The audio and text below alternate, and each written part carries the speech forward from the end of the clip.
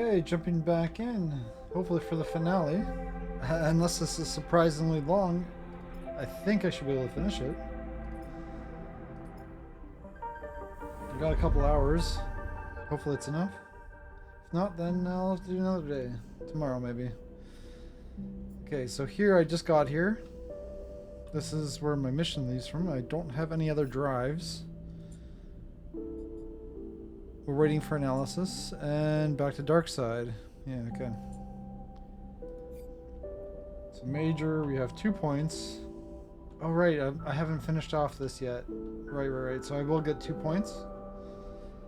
I just didn't have time to read the rest of this mission. So this is actually... We just need to pass a day. In the meantime, I can... pass... Okay, I could extract them and get some money.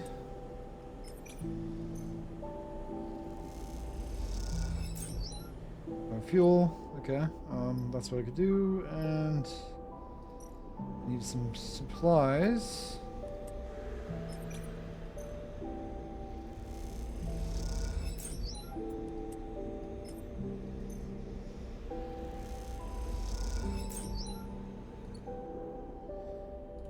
And I think I'm on supplies. Yep. Okay, so that should give me the last supply to top off. That would be nice. Topped up on fuel.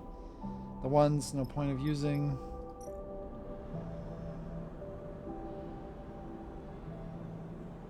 I guess I can do a component hunt, but it's not probably worth... Well, I'm gonna lose energy anyway, so I could always buy food. Or I just visit the canteen.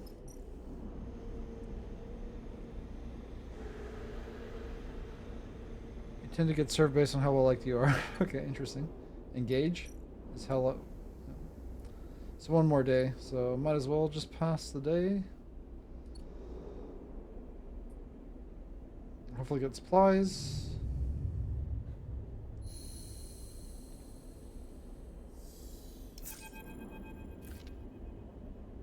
Okay, thanks for coming up, sleeper. Carmen is waiting for you and Seraphin when you arrive in the med bay.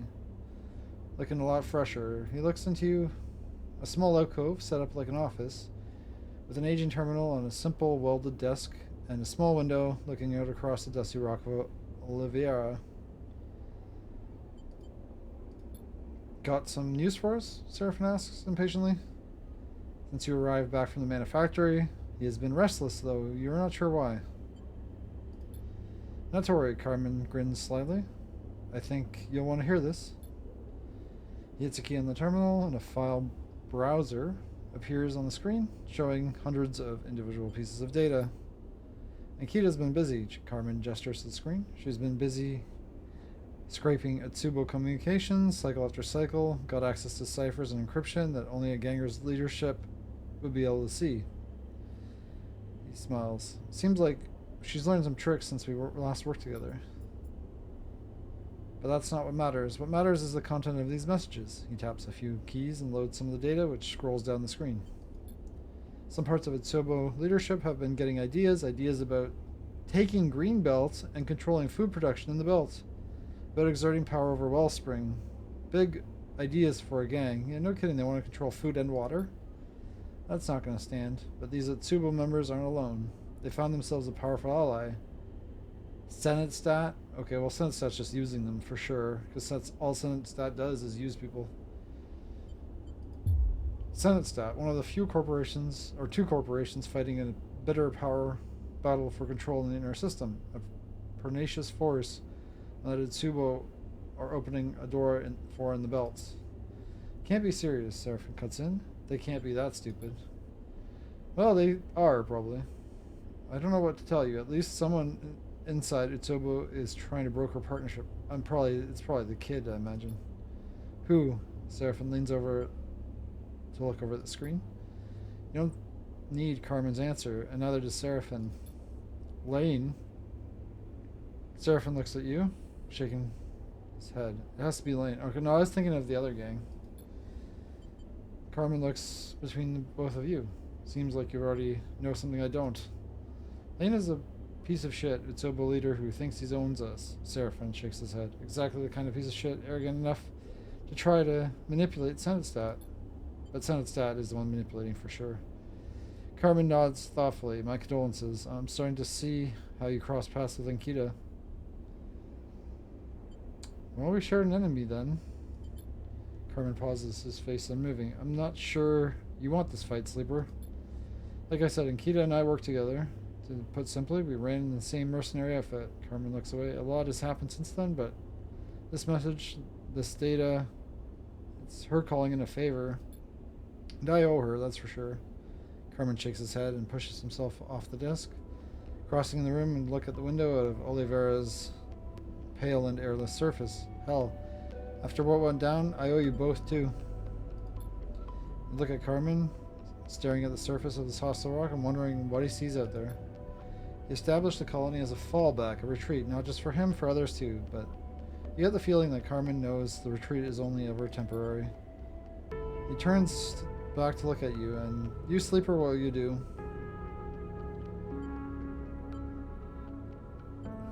I think I have to take on Itsobo. We have to end that gang. Take on a gang, Carmen smiles. Are you sure about that? We're going to end Lane, whatever it takes. Yeah, at least Lane. And then Ankita can take care of the rest, I'm sure.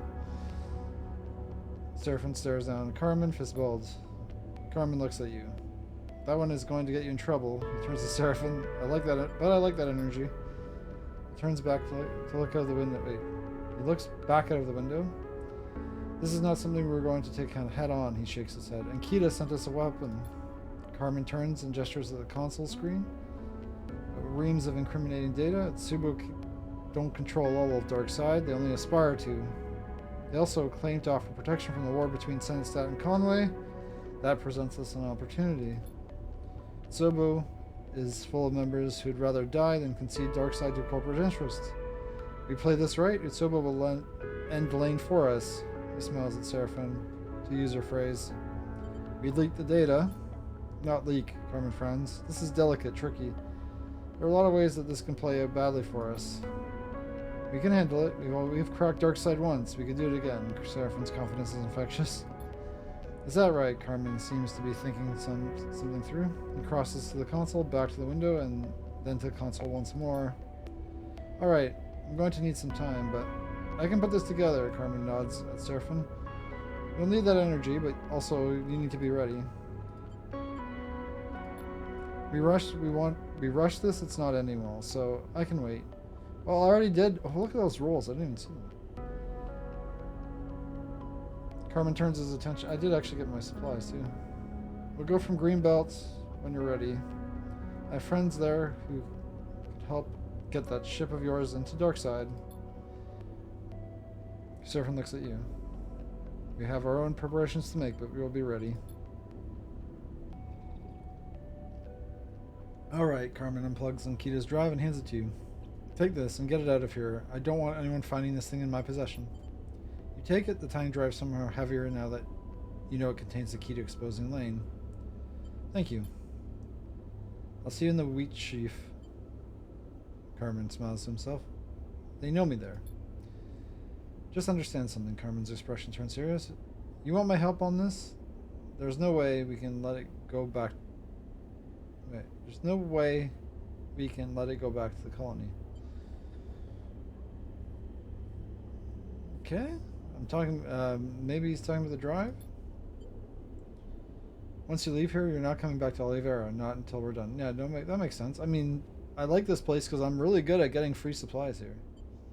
Just with dice. He needs confirmation that you can recognize the importance of this. I understand. Carmen nods, then you can go. He returns to the window to stare at whatever it is he sees out there among the dusty rocks. When you come back to the rig, Flint is waiting for you, leaning by the docking tunnel. Oh, we better go to the +2. With a bag over their shoulder, they look up as you approach. Hey, Flint nods a greeting, appearing a little unsure. Hey, I know you've already done a lot for me, so I'm not going to push you or ask for a pity. They pause. You feel like they've been preparing for a speech. Do they want to join us too? I mean, we take on strays, that's what we do. Firstly, I owe you, and I want to pay you back. I can work and I can fight, and I'll protect the ship and the crew with everything I have. Well, we have enough crew. Hopefully that makes a huge difference. Secondly, we come from the same place, and whether you remember it or not, that means something. It must. And you could help me out. I know I might not be the easiest to get on with. I know you might have your reservations about having another sleeper on the ship, but let them finish, of course. I'm eager. I'm ready. I want more to move on, and I want to show my value. They pause. And, well, yeah, I think that's about it. Look at Flint. Their frame's so much more damage than yours. Can we repair it? Like, we should be able to repair it. We have engineering skill to some degree. But with a fire burning in their eyes, that makes them seem bigger than they are. Welcome aboard. A smile spreads across Flint's face, and they look down and hide it. Thank you, they say on the floor. To the floor. This will work out, you'll see. Flint nods once more and turns and glides down the docking tunnel towards the ship. As they do, two figures at the edge of the docking concourse catch your eye. You pause to look, shifting a little as you recognize Cadence leaning in. Some words are exchanged, ones that you can only guess at, and the other figure embraces Cadence and turns back to the ship. Seraphim approaches, he ducks his head, passing quietly past you into the docking tunnel without a word. Take one last look at the docks, but Cadence is gone. You idle a moment longer and feel like there's some presence, even in those empty bays, something rare in the belt that Oliveira has captured. But as with all things, you must learn to leave it behind. Okay, the fugitive. We got the fugitive, and we got our... Well, you know, it's not going to be an engage up. It's going to be engineer. We're going to master engineering. I would like engage, because engage is very good, but I mean, engineering is just so good. Comes in clutch. And that means if I have my flat rolls, I can focus them on engage, and then all the 4s can go to everything else. 4s and lower, maybe even.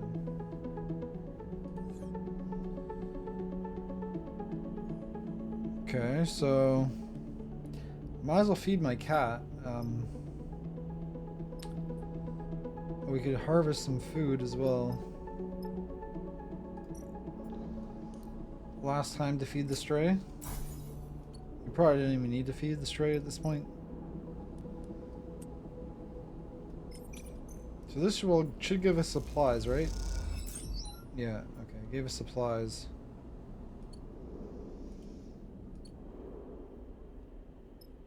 Yeah, what else can we do in the rig, actually? No dice to repair, unfortunately. I wish I could repair dice. And they're just like throw it away so I could just like repair it. It should be an option, but I have enough rare components, that's no problem. Yeah, that's about it. Yeah, I guess I could, what you could actually do is I could eat food in the galley and then just harvest more food for free. Or I could just use a roll.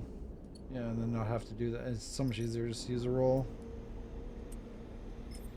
Well, that's actually an engage, so let's do the 6. I'm well liked here by now, right?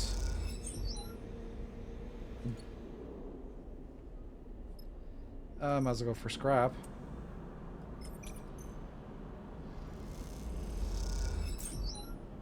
Yeah, it's just literal scrap.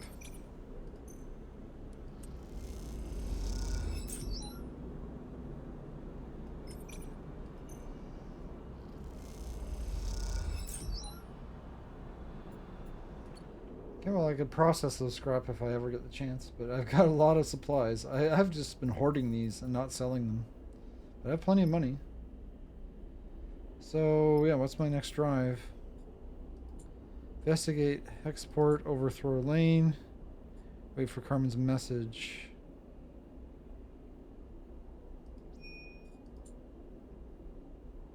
Hexport, yeah. Have I not investigated Hexport? Hold on a second. Oh yeah, no, I have to go back. Not scatter yards?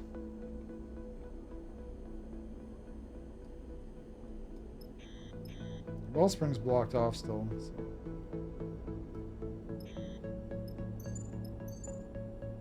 I do not know where I'm supposed to be going.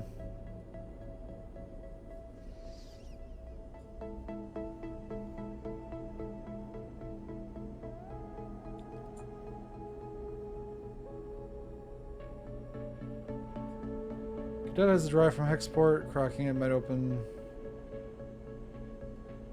Get back to Darkside. Yeah, I need to take it back to Darkside. Wait for Carmen's message. Do I just stay here then? In the meantime?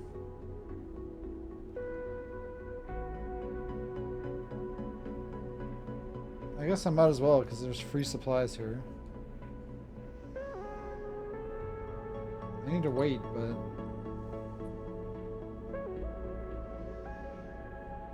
I don't need supplies at the moment. Pass one more day. This might be the hardest part, just to figure out how to progress the story. Okay, I got some cryo. So there's cryo here that you can get.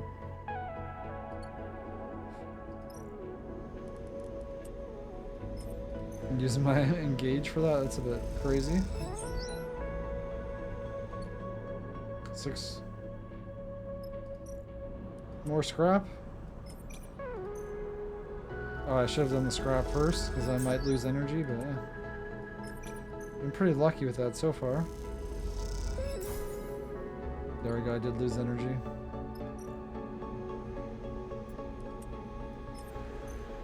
Negative? What's... Am I not liked anymore? I still got energy.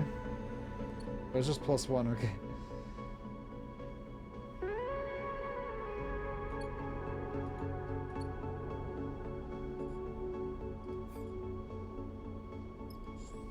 Okay, I guess I'll just start jumping away. Okay, the hollow... Why not? I don't need to jump the entire way, I'll just make small jumps. I might have to come back. I know, Alright, he said it once. I have to leave. I had to leave, right? That's what I need to do. I needed to leave. Wait for Carmen's message. Yeah, I said I wouldn't be able to go back. Okay, scrap traders. Fuel. Let's buy fuel.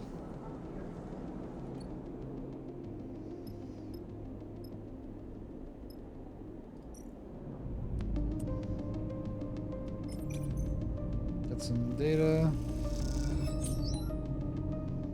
Make some scrap, I guess. Or some cryo. What can I use my 6 on?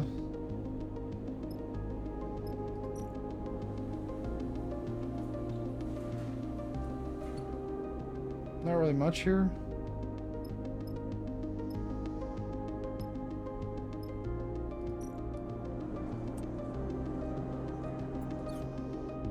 I guess the signal ship.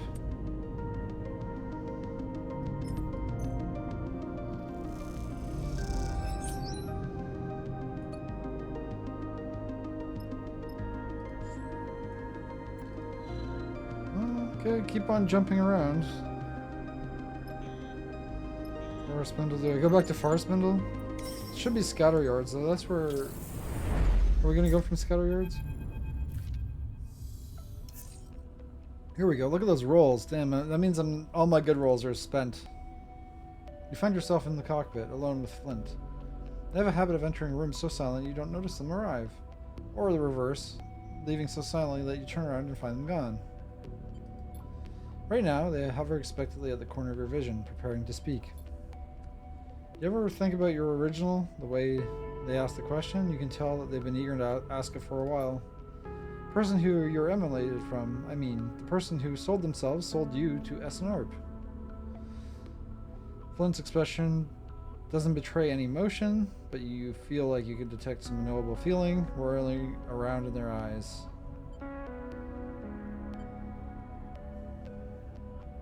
I mean, sometimes I can't stop thinking about them, about who they were, and if who I am has anything to do with them.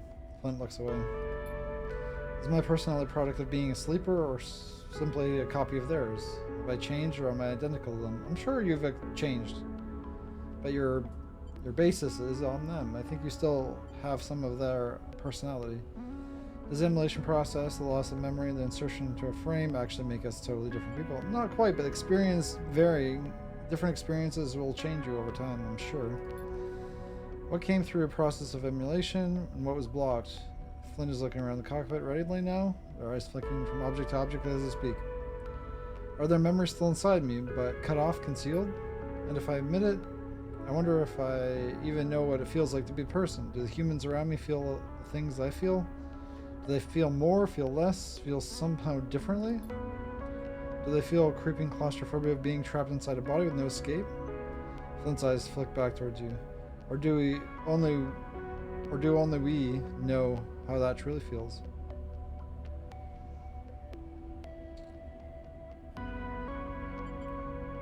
I believe they do. I don't know if it's enough just to believe. Well, why not? Flint meets your eye. I want to know. You're the first sleeper I've met since my escape. We can find out together. Share your experiences. There's a wall in you, one that you've built for yourself, and one that separates the kind of questions Flint is asking from the parts of you that you need to live. You feel it now, like a weight in your chest, and behind there is some raging torrent pressing against it. You cannot take down a wall. You would drown, but in this moment, for Flint and yourself, you take it a single brick.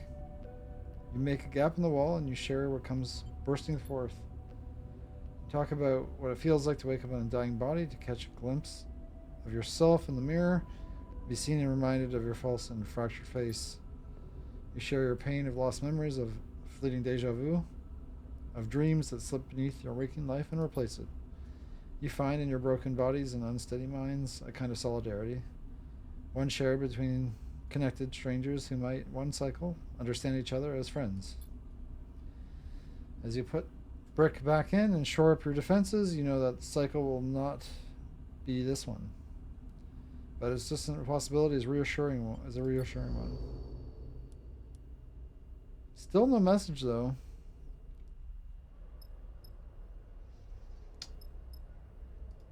Your fabricator bay. Build engine component. Oh, right.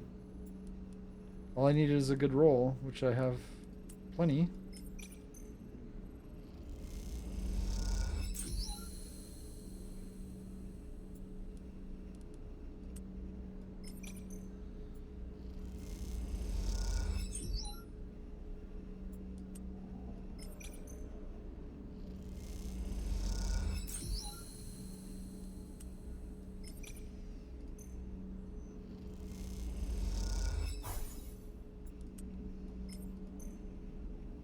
So what happens when I do it perfectly the second time? Almost perfect. Yeah, it would be error free. So yeah, as long as you have only one red, then you're fine. But I only have 7 components, not 8. I thought I was gonna get 8.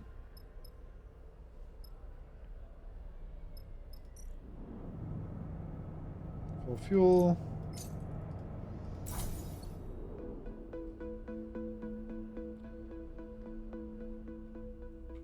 Do I pass time here, I guess? Do I just keep flying around? I don't know. I'll pass one day here. Did he want? Do I need to go a specific place? Oh, here we go. We've got your message, Sleeper. Seraphim comes to the bunks to get you. His mood unusually serious. He brings you to the cockpit. His keepsake coin in his hand the whole time, spinning between his fingers. Seraphim is worried. Once you're in the cockpit, you recognize Carmen's voice immediately, playing over the rig speaker. Sleeper, I hope this message finds you and your crew safely. You'll forgive me if I'm a little tight in the details.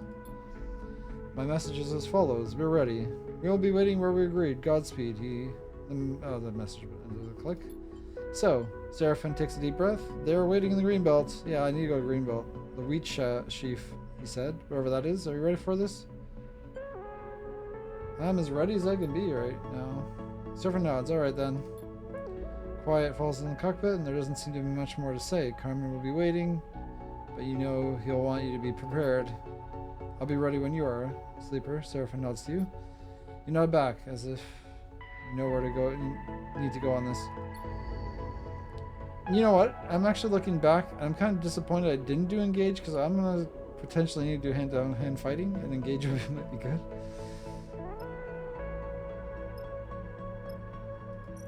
Oh, I can't actually do much here. I can buy a meal, but I can't make money.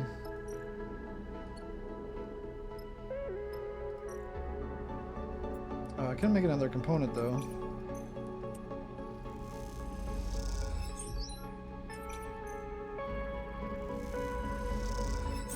There we go. 8 components. In case my engine gets taken out, I can make a whole brand new one, right? I have plenty of money.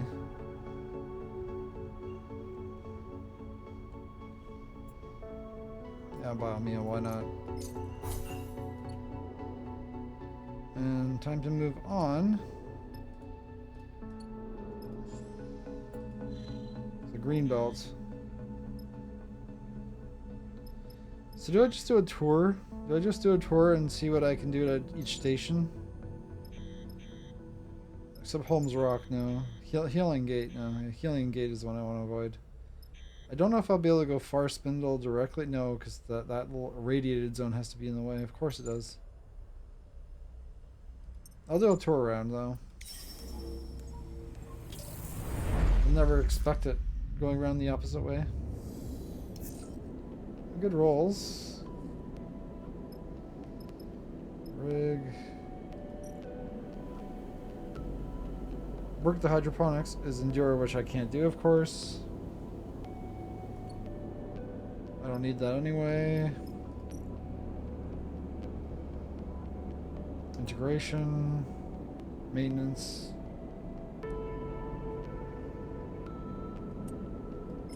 One of each. Oh, that one gives me scrap. Oh, they all both give me scrap. Yeah, where's the one where I convert scrap into... Oh, I think I can't do that anymore, maybe? I don't know. Tanker. Yeah, I can only buy scrap.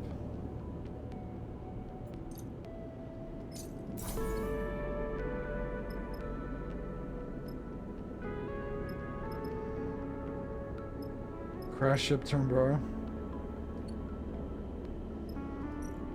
Yeah, might as well make some money.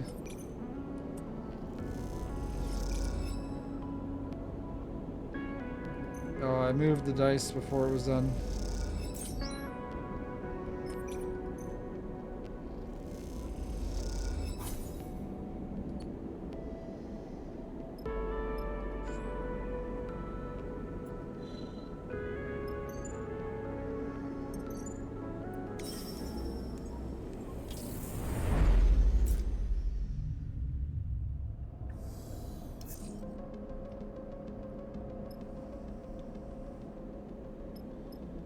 Okay, that's just a bar. Trade hall. We buy fuel.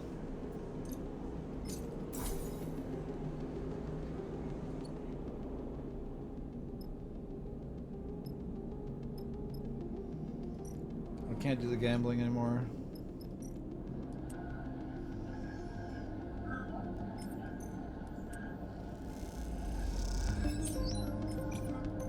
Some money.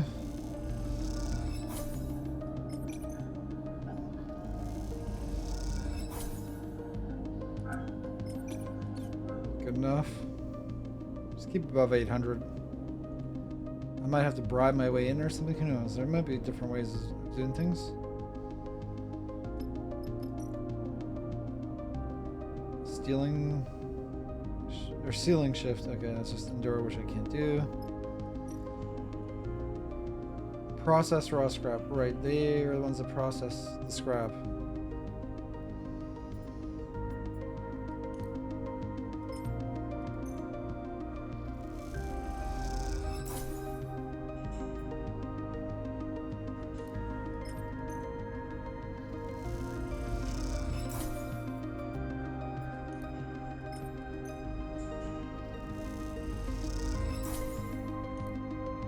And it also gives cryo.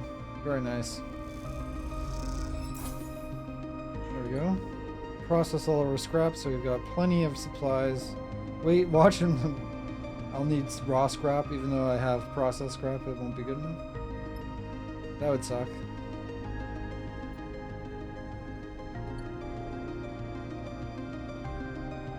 Okay, we have fuel, we've got money, and time to move on. Can I go directly? No.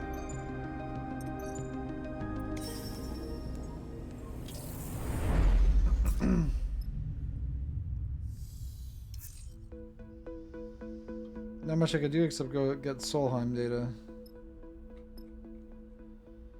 Only thing I could do.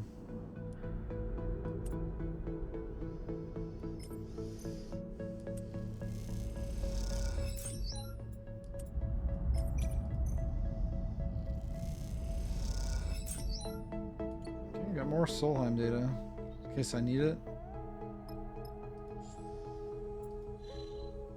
And last stop. I didn't go to Holmes, but that's fine. I don't think there's much there. Just the usual stuff. Okay, we're here. Okay. Let's fill up on our fuel in case we need it. There's nothing else I can do here except do the mission. Wheat sheaf. Workers bar. Need Carmen, I need money for this. 3 cryo. Carmen said to meet him in the wheat sheaf. All you can do is buy a drink and wait to be called. Come on, get in there. You get Seraphim and yourself a drink and begin the wait. Oh, that's 2 drinks for 3. It's pretty good because I remember usually only getting a drink for 4. The wheat sheaf is surprisingly welcoming for what was once an old Solheim canteen. Corporate bones are still there, metal stools, a strip of service windows, a sheet metal walls. But over the tens of thousands of cycles since the collapse, they've been softened and changed, layered with detritus of human existence. As you wait at the bar with Seraphim, you look at the planters welded into the walls, the scrawled messages, layers of stickers and flyers and posters, amber light fittings, replacing the old fluorescent strips, the gear racks lined with farmers' packs, and the netting bulging with crates and canisters. Interesting.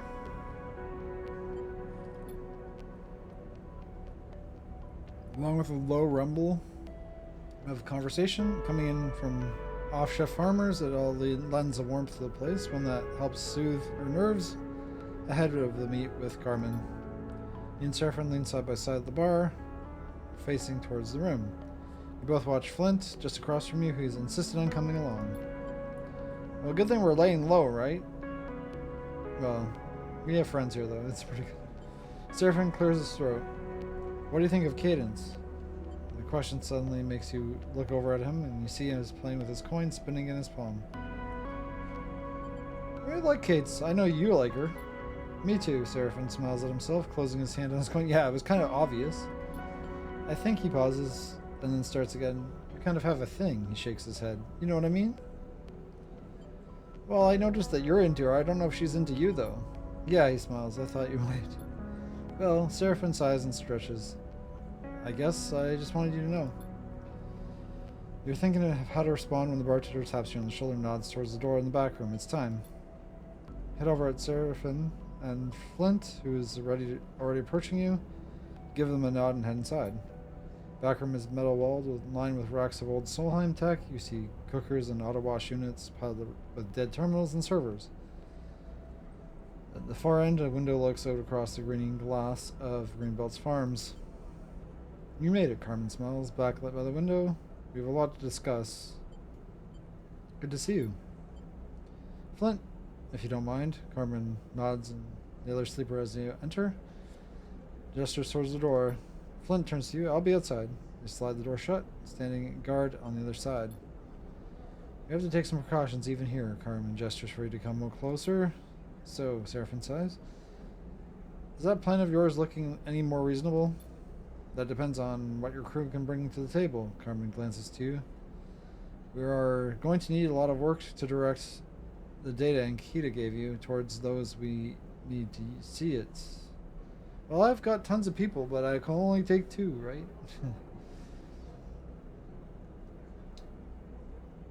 What do you have in mind? We need to reveal Lane's betrayal to Tsubo and Darkside without being discovered in the process. Not an easy task.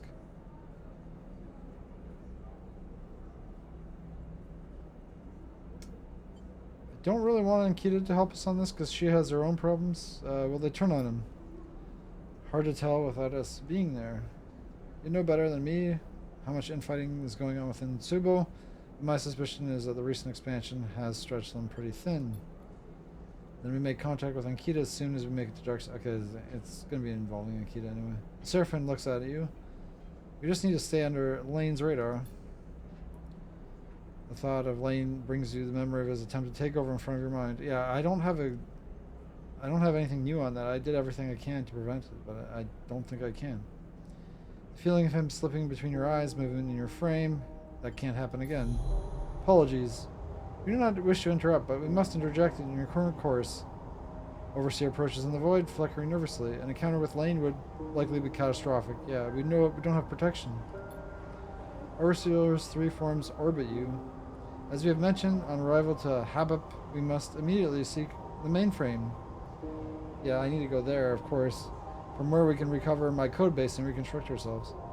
We would then be able to aid you in your defenses against being rewritten. So I need to go there first, no matter what. This is our recommended course. The 3 heads nod simultaneously and decisively. Yeah. So first stop is there. Still with us, Sleeper? You come back to Seraphine's concerned face. You dropped out for a second. Explain about Overseer and what I must do. You tell Seraphine and Carmen about Overseer, about how the old Solheim protocol slipped into your frame and found the prime ship mind Jean-Mi used in the diagnostic process of the Overseer's protection from Lane's attempts to control you, of its proposal to make that protection effective through its old mainframe of Darkside. Listen quietly, Seraphine carefully watching as you explain. Revealing all this, you feel the burden of holding that knowledge alone being lifted. This changes things, Carmen turns and looks back at the large window at the back of the room, towards the glass canopy of the farms. We can't take on Lane without protecting you from him. No kidding. Carmen turns back. You should look for the mainframe. I'll make contact with Ankita, and then we'll meet when you're ready. But this has to remain secret from Lane and Utsubo. If you're revealed, then I'm not sure I'll be able to recover you. Yeah, so I need to do that without tripping alarms. By the time you've ensured your safety, I will have put together a plan with Ankita to expose Lane. We take it step by step. The crux will be to find a way to disseminate the data we have on Lane and his gang, or even Darkside at large. Carmen stops the path ahead, still unclear to him. There's a nervous intake of breath from Seraphine. You share his apprehension. There are so many variables at play here, and dice that can roll badly. Some of the old tech strapped to the nearby rack flickers with a cascade of status lights. You turn to look, and as you do, motors and servos begin spinning with machines. Whining and groaning, they harmonize, and then begin to produce a voice. Our apologies. The voice is shrill and distorted. We must interpose ourselves. You recognize the tone immediately, Overseer. We're grateful. Solheim hardware in this room provided the opportunity for us to speak for ourselves. If the pile of servers Overseer is controlling can look any more apologetic, you imagine it would. I understand. We are, server clicks as it skips the rotation, thankful. We ascertain you. Require determination of data within facility. You target. The whine pitches higher as the motors increase their speed. As a Solheim protocol, we have capabilities to instigate station-wide announcements and messaging. So you can blast out Lane's betrayal through the Darkside's corporate hardlines and flood the network with it. Seraphine looks impatiently at the screeching pile of scrap. If that is what you require of us, we are pleased to serve. The shrill tone of the response makes you cringe. Carmen has been listening silently, but now interjects.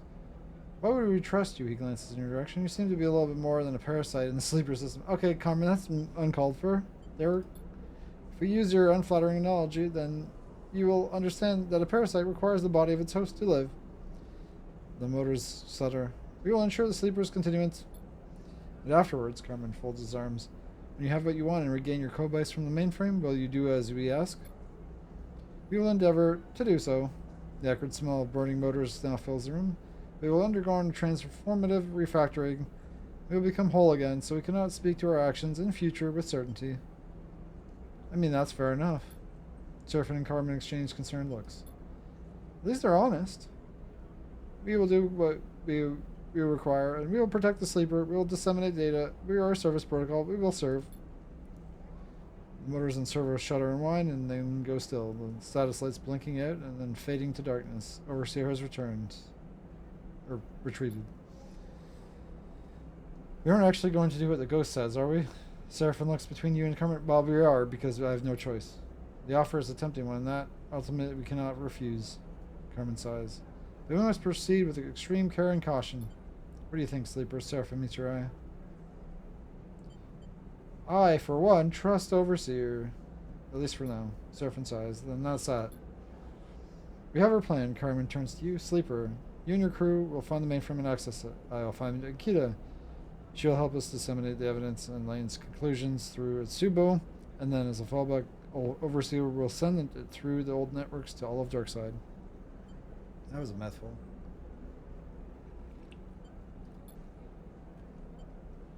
A simple plan until you get to the details. Seraphin looks down, frustrated. Speaking of plans, I have a present for you. One that will improve our chances. Carmen looks down at a small box in the nearest rack, one that you haven't noticed before, and hinges it open, revealing a hunk of tech you don't recognize. It's present time. It's a spoof transponder. It will conceal your ship on approach to Darkside. Give it a new identity, one unlikely to draw attention from the Tsobo-controlled docking admin. Seraphin takes the transponder and turns it over. Where'd you get this? Even retired mercenaries have their secrets, Carmen smiles. Seraphin looks at you.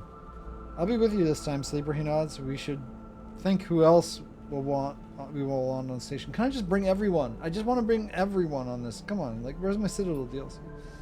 I agree, Carmen interrupts. Make sure you trust those you bring with you and prepare as best as you can. We can't know how this will play out. You nod. We got one shot at this. Then we're ready. Carmen takes a breath. I have my own way of getting to Darkside, but here, he passes you a small strip of plastic stamp with numbers. My private frequency. When you're on approach to Darkside, message me here and I'll sync up with my transit. He points at the transponder Seraphin's hand. Just make sure to install it first. Seraphin nods.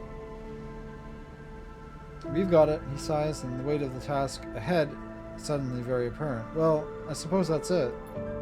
Carmen gives you both a serious look. It is, he smiles. Don't leave me waiting too long. There'll be more time when this is all over. I don't think there will be, but time where you don't have to keep looking over your shoulder, I hope. You leave Carmen in the back of the wheat sheaf, Flint sliding the door open as you leave. It takes the entire journey back to the ship for your nerves to settle. The end of this ordeal is so close, and yet it feels like an impossible leap to get there. Perhaps in a handful of cycles, you'll know how impossible or possible it is. So, how are you feeling about this Solheim protocol in your head? Seraphin doesn't look up from installing the transponder, a set of wires and cables weaving loosely around him in the low light of the cockpit. Overseer's okay. Glad to hear it, although you'll have to forgive me for being a bit concerned. Overseer also hears everything I'm saying, so I don't want to make Overseer mad. He begins unscrewing a panel beneath the flight console. Maybe you could have mentioned it earlier. Seraphin clips his magnetic screwdriver to the side of the console's base and turns to face you, dusting off his hands. I have understood for a while now, Sleeper, that there are things you experience that I cannot even come close to knowing how they feel. But that doesn't mean I don't understand you as a person. Seraphin gives you a concerned look. I know you're secretive, defensive, and I know there are reasons for that. I also know that you're warm and kind and generous to those on the ship with you. Seraphin pauses, collecting his thoughts. I trust you, Sleeper, and I won't question this. But please hold on to what's human in you. Because that is what I'm holding on to. Seraphin stops, his eyes a little wild, his tone a little unsure. Then he finds himself again, settles in his motions. Turns back to the transponder. Right, that's it. He twists something beneath the console. Spoof transponder is in. There's nothing keeping us out of Darkside. You exchange a look, say the word when you want to go. Okay. Very nice. Full on resources. Good to go. I want somebody with engage. Like, I wish somebody had plus on engage. I don't think there is anybody with plus on engage. But I need endure and engage. I think endure and engage I need to go with. So that's going to limit me. Who the heck has in both of those? Eugen? Do I trust Eugen? I mean, I guess why not? Oh, no, right. We have to go to the belts. Oh, it's open now. Yeah, there we go. Now I can. No, I can't go across. There's only one place to go. Let's go to Darkside. Because I know there's going to be tons of dialogue. I got to choose 2 people to go. Flint is engineer. Okay, that's not. But it has engage, oddly enough. Flint has engage. Intuit don't need. Also need somebody who can handle a lot of stress, so.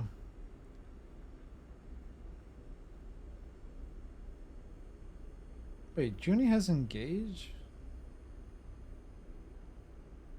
Yeah, it has to be Eugen. Because he's got the 2 that I don't have so good. So that's one of them is Eugen. Bliss is like compliments me. I feel like I want another engage. Oh, that's cadet has engage. Yeah, that's the other one. That's Intuit. What the heck is this one? That's engage. Yeah, the double one's engage, I think. That's definitely endure. So that's engage and endure. So that must be one of the other ones I have. So yeah, maybe Eugen and cadet. Just because they compliment me the most. Because Bliss is basically the exact same as me, but I have way better rolls than she does. The plus pluses. So I'm basically choosing strategically who I'm taking. Yeah. Hopefully Eugen is trustworthy. I think all of them are because I did their missions. I did their missions, so they should all be good. And I haven't taken Eugen on too many missions. Cadet is I do like Cadet as well. I mean, I like all the characters, and they both could take a lot of stress, which is very, very nice. I mean, so can Bliss and Flint. Just those 2 can't. Okay. Yeah, those other 2 are better for other characters that are not me. So, based on crew, there's no other way around it. It doesn't really matter. I don't think it makes any difference to the story. It just makes a difference for the roles. And I need to cover my bases for the roles as much as possible. Alright, Sleeper, you want to do the honors? Seraphim strapped in the pilot seat, guiding the rig towards Darkside. You take the strip of plastic Carmen gave you, then copy the frequency on the comms window of the console. You type a simple message. Heading in. Good luck. Console chimes. The message is sent. You hope Carmen is in range to receive it. You search inside your mind, wanting to find the Overseer there, but you find no presence. You hope they'll be ready when they're called for. You look ahead out of the cockpit towards the distant glimmer of Darkside. Time to take on Lane. As long as Lane doesn't sense me. When Seraphim ooh, okay, decent rolls. Seraphim finally brings the rig into the sunward docks. Everyone in the cockpit lets out a sigh of relief. As the approach was simple, routine even. Checking in with the port administration, being assigned a dock, bringing in the rig to a stop. All of it familiar, but all of it laced with tension of knowing that at any point it could all go very wrong. The spoof transponder worked. Seraphim shakes his head, or at least we know Carmen's as good as his word. Is there any doubt? Well, Seraphim shrugs. I've got used to things not going to plan by now. Seraphim, I feel you on that one. Things just go badly all the time. But we actually have done pretty well since the first mission. The first mission went really, really bad, and after that we snuck through every single one by the skin of our teeth sometimes, but we did it. He shuts down the engine and unclips from his seat. But I guess there's still plenty of time for that. Getting on the station was the easy part. Eugen unclips from the seat. Making contact with Ankita without getting skewered by Ankita or blowing her cover, that's Carmen's test. Well, I don't think Ankita's going to skewer us. Nice of you to bring some positivity here, Eugen. Yeah, we definitely don't want to blow our cover, though. This place may have kicked our asses last time, but this time I'm ready, Cadet stretches. Carmen's a big unknown, but if you trust him, I do too. You try to imagine Carmen somewhere on Darkside, perhaps smuggling himself aboard a freighter or among the crew of a trusted ally. You hope that he is confident as he seemed about finding Akita. And hopefully he's better than the other person that like ratted us out. That they got caught. That was awful. But we did save them, which, you know, barely. We need to spend less time worrying about what Carmen has to do and more about what's ahead of us. Seraphim turns to you. The old facility, Hap, was it? I'm guessing that's deep below all this. Yeah, we need to go Habab first. Seraphim gestures towards the vast accumulation. There's Darkside, a city that grew on the back of Habab solar cells, layer by layer. Its chaotic structure is neither planned nor regulated. The foundation it is built on should be as formal as any corporate facility. That means we need to path down into the foundations. I suggest we don't take the first one we find. Seraphim continues. We scope the area out carefully and quietly. Look for the right path to the heart of this place. I wonder if our sabotage of the watching the docks is still in place. Probably not, but who knows, because they're fighting each other, so they might not have had time to fix it. What about Itsubo? Well, thanks to the spoof transponder, they don't know we're here. Let's keep it that way. Alright, Captain. Eugen grins. Looks like we're gonna need to head... looks like you're gonna lead us out. I've got your back. Seraphim nods. I'll hold the rig down. We don't want you losing an exit route like last time, he winks. Here, he hands a comms earpiece. I salvaged this from a suit helmet. It isn't secure, but as long as it's sober don't over here, it should be fine. I'll let you know as soon as I hear from Carmen. He meets your eye. Go get this done, Sleeper. You nod. And that's what it all comes down to. Yeah, but if somebody actually hears that they're talking about a sleeper on the comms, then that's going to get Lane's attention pretty quickly.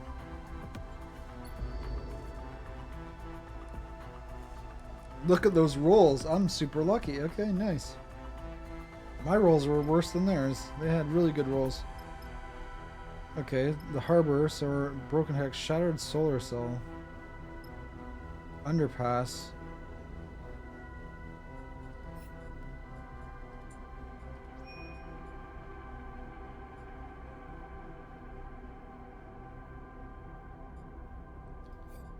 Cadets missions here.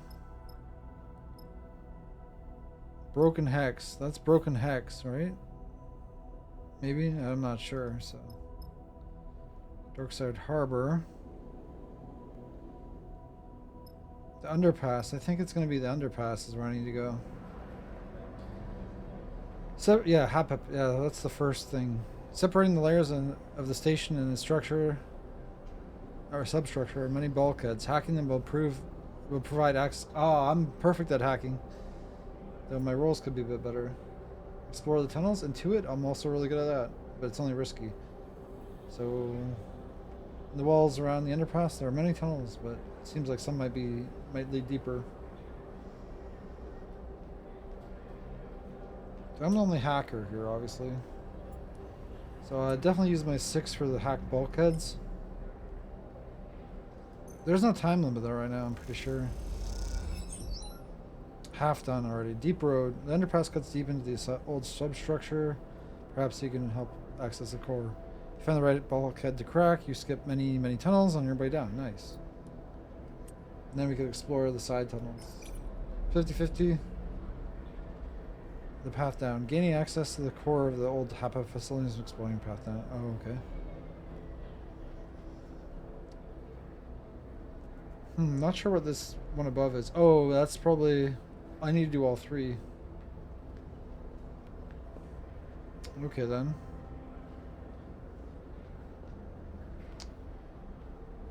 Some might lead deeper, so let's see if we can find something deeper.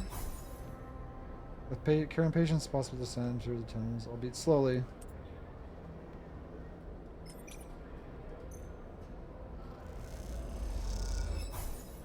Okay, we're 1 shy.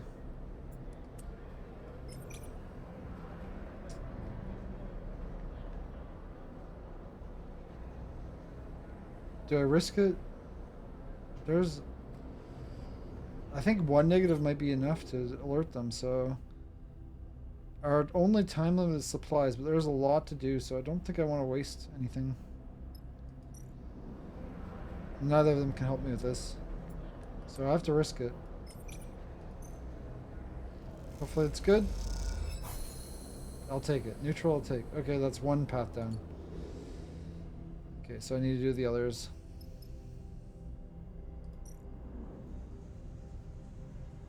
Okay, search docks. Safely find a path down to the old station. The docks need to be thoroughly searched without bringing any attention into it. Okay. Engage. There we go. Question crews. There are a lot of crews around and workers around the facility docks, and they know about the paths into the substructure. Okay, they both have engage, so we can have them both do that one. And then we'll just have to spend the next day on the others. 50-50, no problem. That's how to do it. Do some more questioning. Very nice, that was too easy. Let's get him.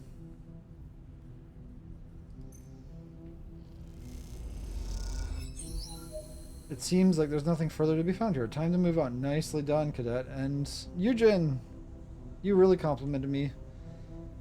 We still have a 4. I have a 2. I could potentially use that if I have a good roll. Only one left. So we're being very efficient with our supplies. Cadet could do that. Engineering. And we've got over the edge. Here, where layers of the facility are exposed, it's possible to enter from the outside and explore inwards. Analyze layers.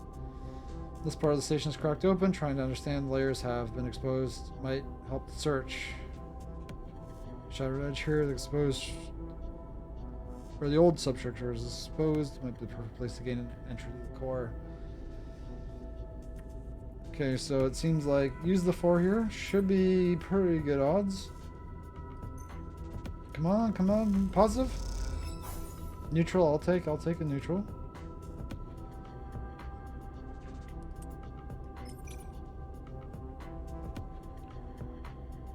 Yeah, let's do one more, because, why not? Please be positive. Very nice. Okay, we made... That was perfect use of dice, because I can never know how bad my dice might be. I could always do a push, but I'd rather avoid it if I can. So that was a really good first day. I need everything to be perfect. I got really lucky there that none of the 25% negatives were chosen. So hopefully I might take a little safer on those. Okay, 2 6s and 2 1s. What? Snake eyes on Eugen. Eugen did too good last time. But it's fine because I've got a lot of good rolls. And Cadet has 2 6s, so I mean that's pretty good. Question is, yeah, do I use a Cadet 6, I think. Because I keep mine for another point. Just point me at it. I mean, it makes sense you understand cracked open stations because you would know how to repair it. Put a little lecture on that one. There's a place where the old station begins. It's where you need to go.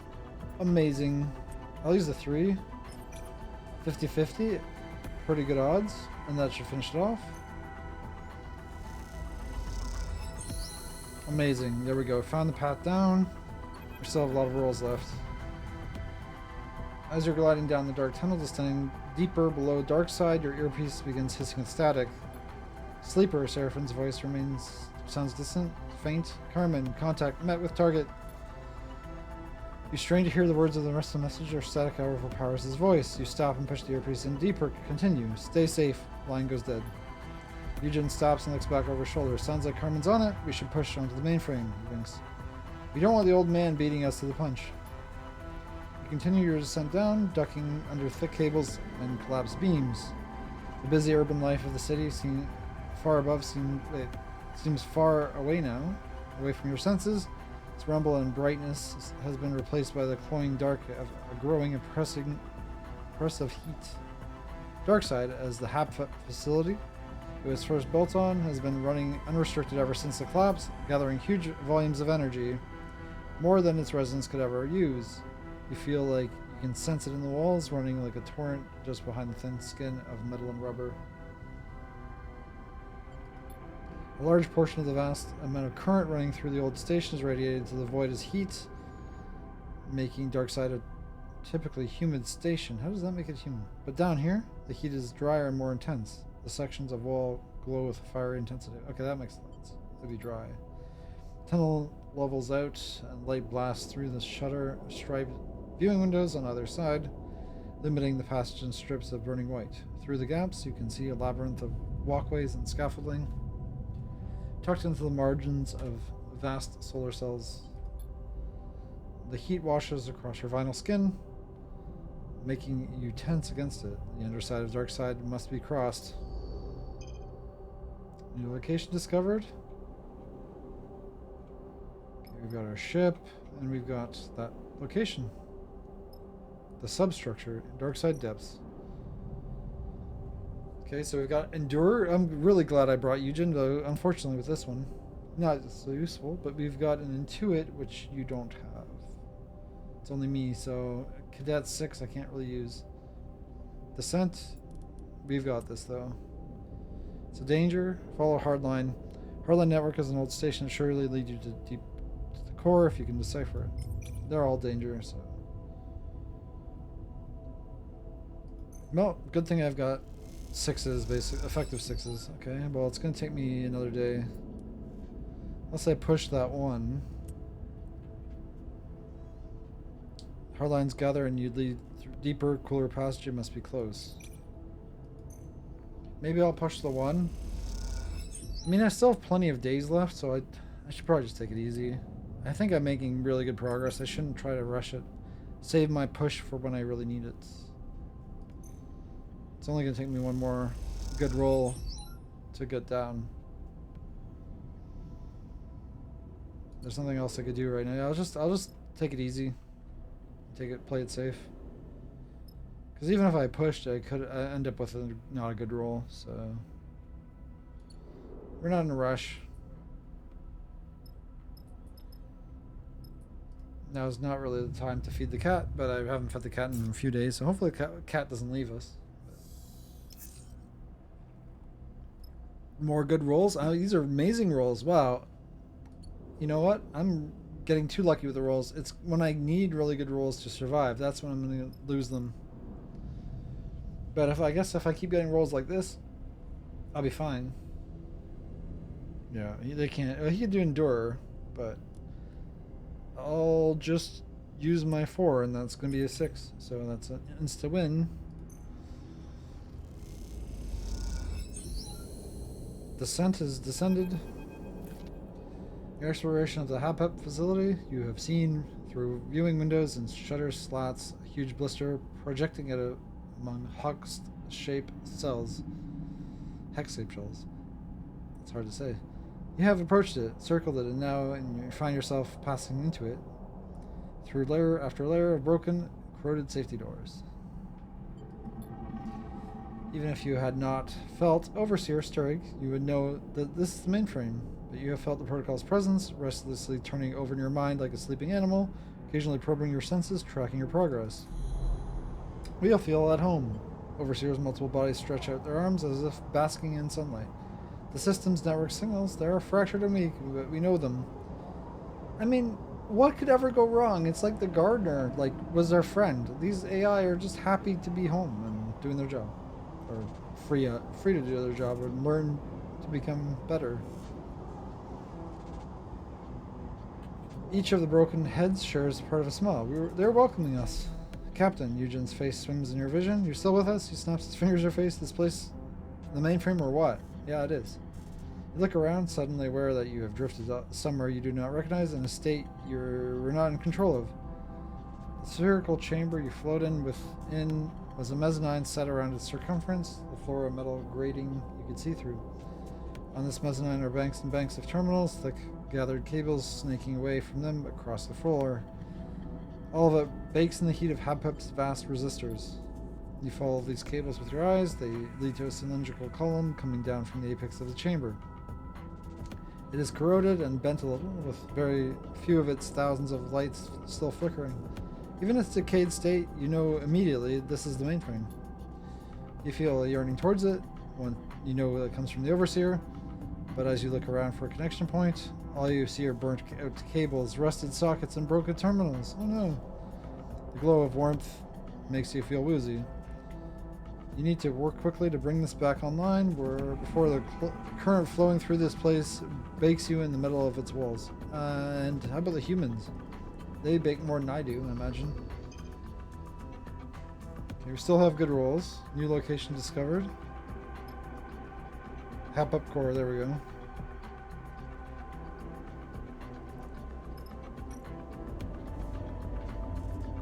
Rebirth terminals. I'm good at interface, and we have an engineering. Nice. Eugen's not so helpful here, but that's fine. Cadet has engineering, so 6s first. Yeah, it's gonna take my 2 6s, and I could turn the 3 into a 5, which is pretty good. So, and we have another 5 there, which should be positive or neutral, so that should be good. Okay, the mainframe's terminals list millions of errors. They need to be rebooted before they can be used. Easy. Repair connectors. There's no way to interface with a ruined mainframe without clean connections. Can this even work? Mainframe access. The mainframe is in terrible state. Needs work before Overseer can be given access. So reboot the terminals first, and then we repair connections. Because, you know, you can't repair the connections when it's not off.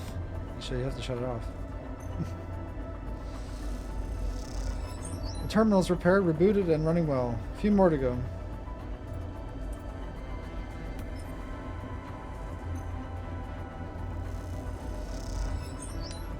Okay, plus plus.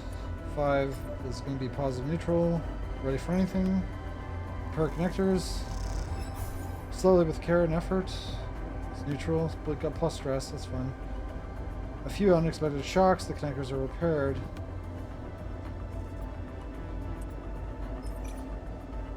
I'll finish it off, hopefully.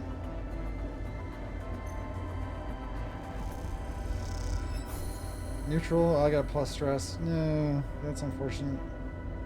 But they're done. Column of the mainframe pulses with fractured lights, a scattered wave of systems awakening, accompanied by the whine and thunder of machines all around.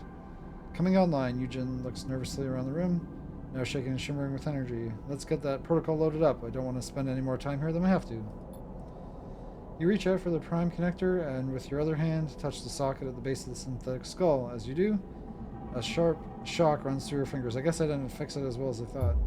For a moment, it feels like your vision doubles, but as you pull the connector and its cable across your vision, you see it's only your body that is doubling. The connector is a stable object while your arm leaves a ghostly imprint through the air. You wave it back and forth, but with the multiplied arms that do now follow. Each instead takes on a life of its own, grabbing around your forearm and wrist. Take control of your arm. You feel their force as they push your arm across your body, over your shoulder. They push once more, and the connector finds its home in their socket. That familiar flow, but stronger, rushing, rapid. And then a figure, no, 3 figures, descending into it. A swimmer stepping into a river, a sleeper drifting out of an airlock, a symbol being subsumed into a sign. And you, little more than a witness. A marionette, its strings outstretched, mapped hand to hand, leg to leg, to another. The flow freezes. 3 figures almost overlapping, almost complete, but not quite. Their tripled eyes look back at you in horror. Okay, that's not so good. The voice, shrill, silent in your head. There's someone else in here. Heat glazing your thick vinyl skin. Mainframe roaring. Chaos of light and sound. Brightness and then it fades. The light shutting off. The server's powering down. A single blinking light, the only thing left in the dark column, keeping time like a metronome. That doesn't look right, Eugen, staring at the dark column of the mainframe. Tell me what's that's supposed to do? You close your eyes and try to recall the events that happened when you connected, playing them back in greater detail. Overseer was there, entering the mainframe, but something froze the system, locked them in place. What did they say? Someone was in there with them. You open your eyes. Was that a trap? Someone has trapped Overseer. As you speak, fizzing static fills one ear. You flinch, thinking that it is some new invasion of your system, but then you hear Seraphim through the haze. Sleeper, come now, waiting, the rig. It's no use. You'll have to ascend to find out what's going on topside. Well, we didn't get it fixed. That's unfortunate. Of course it didn't go right, because why would it go right? You look at the mainframe with that single blinking light, still keeping time. It looks like the Overseer will have to wait. Trapped in the mainframe, Overseer is still the key to all this. You hope you can get protocol out, but you need to hear what Seraphim has to say first. You make your way out the core, ascending back through the layers of HAPUP, back to the docks. Seraphim meets you at the dock tunnel. They are waiting inside. He shakes his head and nods towards the airlock. Come on. You cross onto the ship in silence, and the Carmen in the cockpit, looking at Darkside as it sprawls across the stars. Sleeper, Carmen turns. Sorry to pull you away, but you need to know what's coming.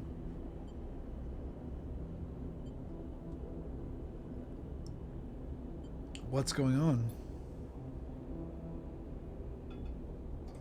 Nikita? This idiot blew my cover. What? Seriously? You turn as Nikita enters the cockpit behind you and Seraphim. You immediately clock the fresh bandage sleeve around her right forearm. I think you did a pretty good job of that yourself, Carmen retorts.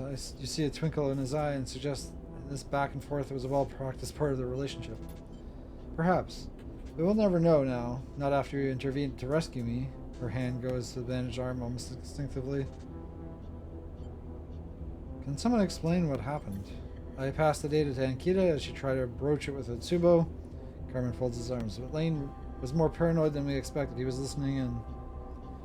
I told you about the comms. Either that or his lapdog Daichi ratted us out. She shakes her head. I would have put him down if he hadn't gotten the jump on me. Either way, Carmen cuts him back in calmly. I had to pull Ankita out. Carmen turns back to look over Darkside. Information did get through, though, and now Utsubo is in crisis and its members side with or against Lane. Meanwhile, Daichi is hunting us. Ankita screws up her face, which means we need to be careful. That's why I called you. Seraphim puts a hand on his shoulder. You need to watch your back. No kidding. I need to do that since I got here, for sure. Indeed, Carmen looks to face you, but how about the mainframe? Have you been successful? While I got into it, you explained the events of the cycle, the mainframe booting up, the successful connection, an Overseer being locked inside, frozen by some other force. You mentioned their warning, there's someone else in here. Well, we know it's probably Lane. Carmen nods thoughtfully. Unfortunately, we need that mainframe more now than ever. Ankita of Utsubo, we have to get the word out. Carmen's right. Utsubo will be distracted by these revelations, but it won't last. Without further proof, they'll all line up behind Lane in time. We have to free the Overseer. We need the mainframe. Overseer is just our access tool. If your protocol is being locked in by some counter-protocol or agent, I shouldn't be surprised if it can be tracked back to Utsubo. Kita looks at Carmen. I know the locations of a few Utsubo network nodes. We should hit them first. No, we need to stay under the radar. Sleeper and their crew will investigate the nodes quietly. Carmen looks at you. You and I will run interference, keep Utsubo away from these locations as best we can. Is that safe? For us? She taps a finger on her chest. We've done this before, and Kita winks. Be nostalgic. You think of the feeling of stasis you felt when the Overseer was trapped. The power required to halt the flow of the mainframe is vast and ingrown as the HAPUP one. Could it just be an Utsubo hacker? You did it. Seems like we have a plan, Seraphim. Looks between you all? That we do. And we'll need to keep up running comms between us. Carmen turns to you. Sleeper and Kita will give you the locations to dig into, but keep that quiet. Daichi is there, and isn't easily avoided as some low-ranking enforcer. Kita slaps the top of a couple of crates of supplies you hadn't noticed before. Consider this as a parting gift from my Tsunade Tsubo. Sweep them from the gang storehouse. She grins, thought you might need a resupply. Well, I could a little bit. Alright, Carmen addresses the room. Keep quiet and keep in touch. You can still pull this off.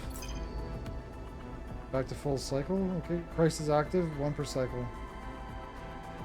Blade in the dark. So how do I counter the crisis?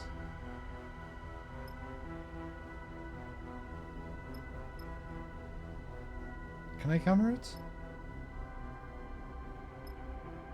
Oh, there's 3 hardline. Okay, so now I have to start over again. Tower node. Well, we have an intuit and engage. Okay, scale tower. That's going to be rough. Scaling tower to get closer to physical network architecture may make access a lot easier, but it's an impressive climb. Eugen, seems like a job for you. Should only take accessing 2 network nodes to identify the protocol or agent interfering with the mainframe. Node 3. This network node's on the top floor of the tower, so physical and digital access will be tricky.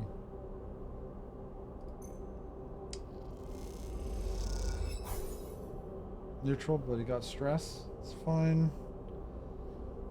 Well, I'll have to end the day already. That's unfortunate my resupply came before I ended the day. But we should have plenty of time still. We just need good rolls now. We always need good rolls. I'm not going to use the 3s. Okay, very good rolls on me, and everyone else not so great, but that's fine. Should be good enough.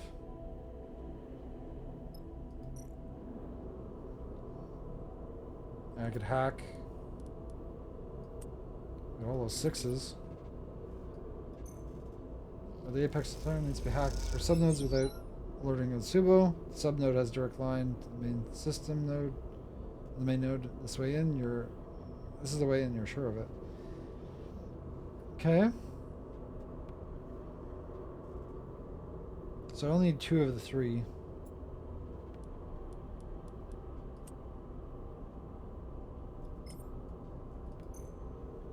So I use my 6. I'll use my 6s on this one because it's a danger. Oh, well now maybe I'll use the 3 because it's only 1 left. All I need is a neutral. Yeah, that's fine. Blade in the dark. Okay, that's 1 of the 2 done.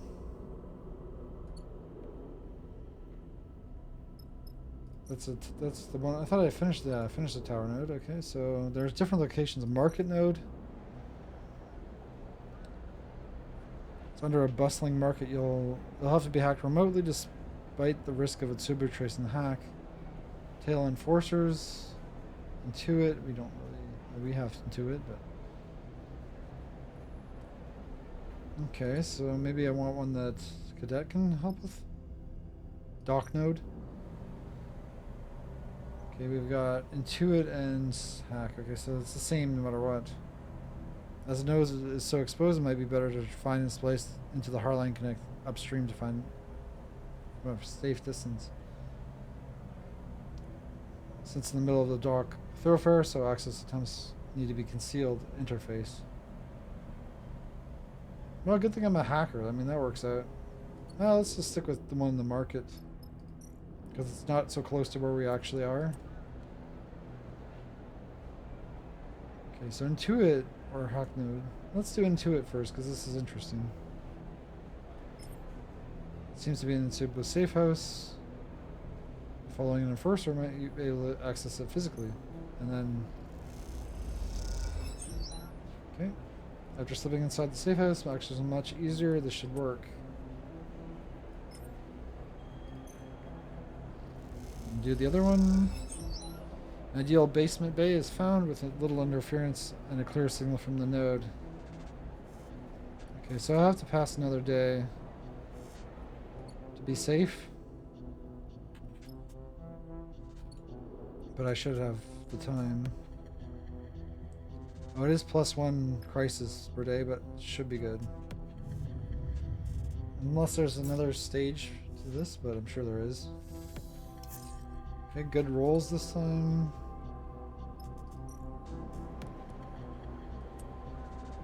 Missile 100%. And done.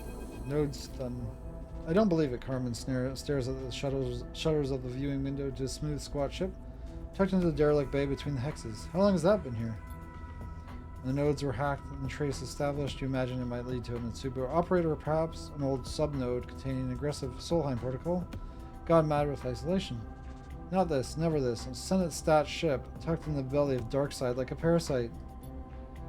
We need to move on that ship now, and Kita is already adjusting her gear, preparing for an assault. You can hit Atsubo's safe house for weaponry. There's one. Carmen holds up a hand. This is a gift, and Kita, don't be so brash. He turns back to face both of you.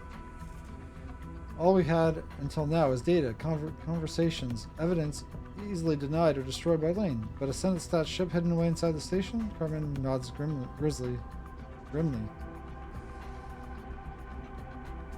There are hundreds of crews, thousands of residents who would give everything to protect Darkside from the war. Carmen turns back to the ship, silhouetted against the starlight. All we need to do is point them in the right direction. So yeah, we turn them against the ship. And on Lane at the same time, Carmen nods grimly. We leak it all, send it out through the mainframe, the ship's location, all the evidence of Lane's betrayal, all of it. But the mainframe is a problem right now, though. You're forgetting one thing, Akita interrupts. Until that ship leaves or is taken, they still have the mainframe locked down. We can't blast out its location through the network without taking it on first. Carmen pauses, considering the options. You look at the Sunstat ship, half concealed in the bay. It looks sleek, dangerous.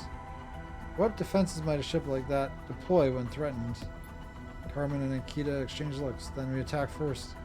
Carmen and I will distract the ship's occupants, turn their focus away from the mainframe, and you, Sleeper, hit the mainframe and force them in. Perfect that I'm a hacker. Okay, so the operator is like really good in the endgame. That's nice. Well, it's hacking into it. As soon as the Overseer is released, you send it everything. Once it hits the network, our backup will come up. He gives Ankita a grim look. Well, we only have to hold them for as long as it takes for the other crews to realize what's happening.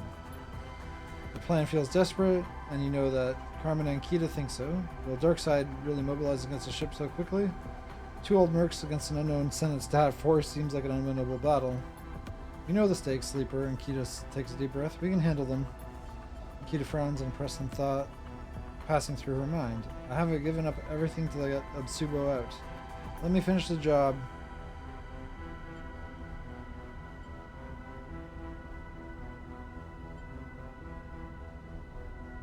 Should I ask why? I kind of want to know. But, yeah, okay, let's do it. I think that's the best answer. Nikita nods to the mainframe and get set up. When you're ready to connect, let us know. Carmen puts a hand on her shoulder.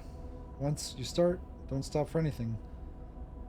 Get the data out, he meets your eye. We'll handle ourselves. Turn and glide away, looking over your shoulder as the two ex-mercenaries they discuss their plan of attack. Seeing them slip back into their old roles, you can't help but wonder, does anyone ever outrun their past? Or is it always waiting there in the dark to claim you in the end? Crisis is still there.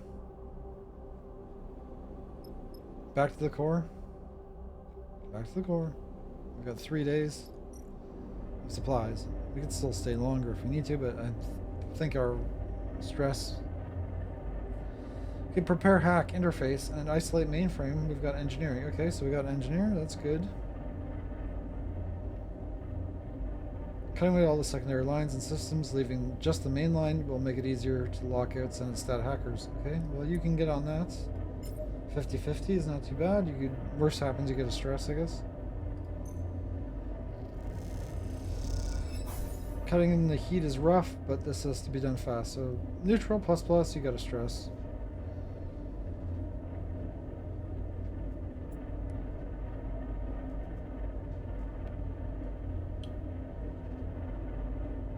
Do I cut as well?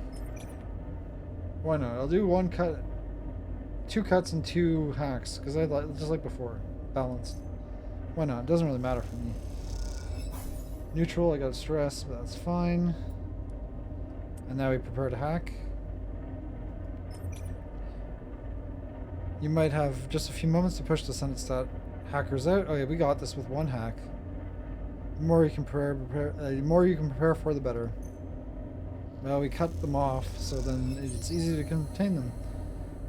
The mainframe is ready. Time to call in Ankita and Carmen's strike on the ship. Easy. We still have a 6 left. The heat inside Hapep core is intense as you stare at the column of the mainframe. It's one blinking light, still keeping time. Ready to go, Eugen wipes sweat from his lined brow. Time to fire the starting gun. He glances at Ankita's thumbnail drive, now slotted in the main terminal, containing a data packet with everything you need to unseat Lane and reveal the Senate stat ship. You hope it will be enough. You hold your finger to your earpiece and let Seraphin know to relay the message through to Carmen. Alright, Seraphin's voice is heavy with worry. I'll tell them. Long pause. Be safe, sleeper. Get this done and come back. I will. Good luck, friend. The comms click off. Seraphin switches to Carmen's channel. You wait, imagining the conversation, the tense words, activating the plan. You wait long enough for Carmen and Ankita to nod to each other, long enough for them to drop down through the bays in silence, to check weapons they stole from Mitsubo, to take their positions, and then to make their move. You grab the connector and hold it behind your head, close to your access port. You silently count to 3 and then connect. At first, nothing has changed. You drop into a state of stasis, a small, dark space with no cracks. The mainframe is locked down, shut off, squeezed inside the grip of some clenched fist. Then you see it, a trickle of light, a flicker of threads. Overseer flows into space, and the torrent begins to run, rushing gray pulse of data, connective threads. The jewel of the mainframe, they grow inside the space, and the space in turn grows.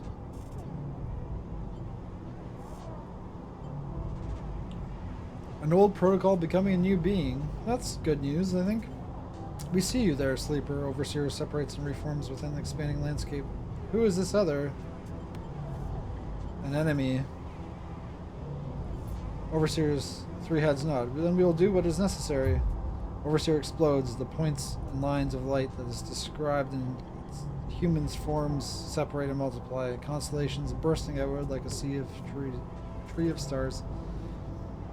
Overseer becomes plural. As they do, the darkness is pushed back and the extent of the mainframe is revealed.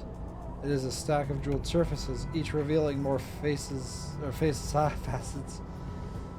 As the angle changes from these facets, threads project, cutting across the dark side. Paths that stretch the length of the entire station. Their arrangement is an invitation. You accept their invitation, sending yourself skimming through the lines of light, seeing how the station connects and hums with a flow of data. You see the highest tower, the lowest hex, and the origin of the dark.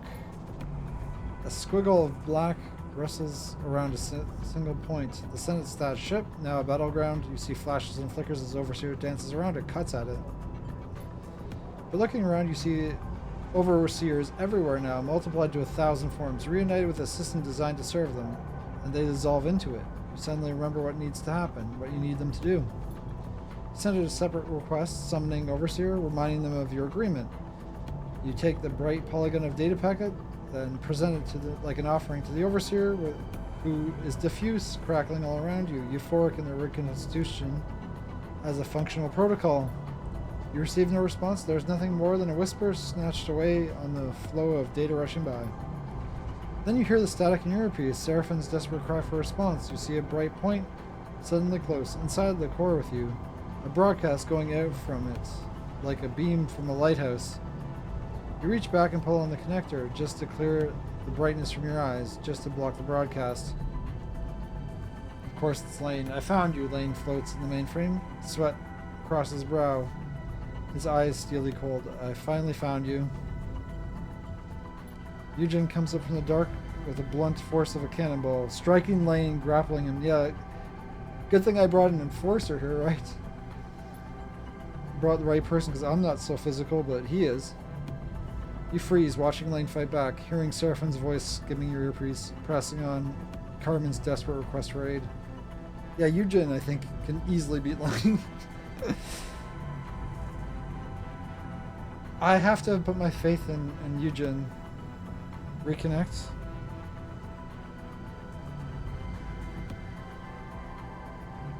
Carmen's asking for aid. You reconnect to the mainframe. You grasp the connector and drive it home. You're in the constellation of Darkside's network. The exploded body of Overseer stretches across it, as if it has been atomized and atomized. Lane is still a beacon, one that flashes close, but you do your best to ignore it.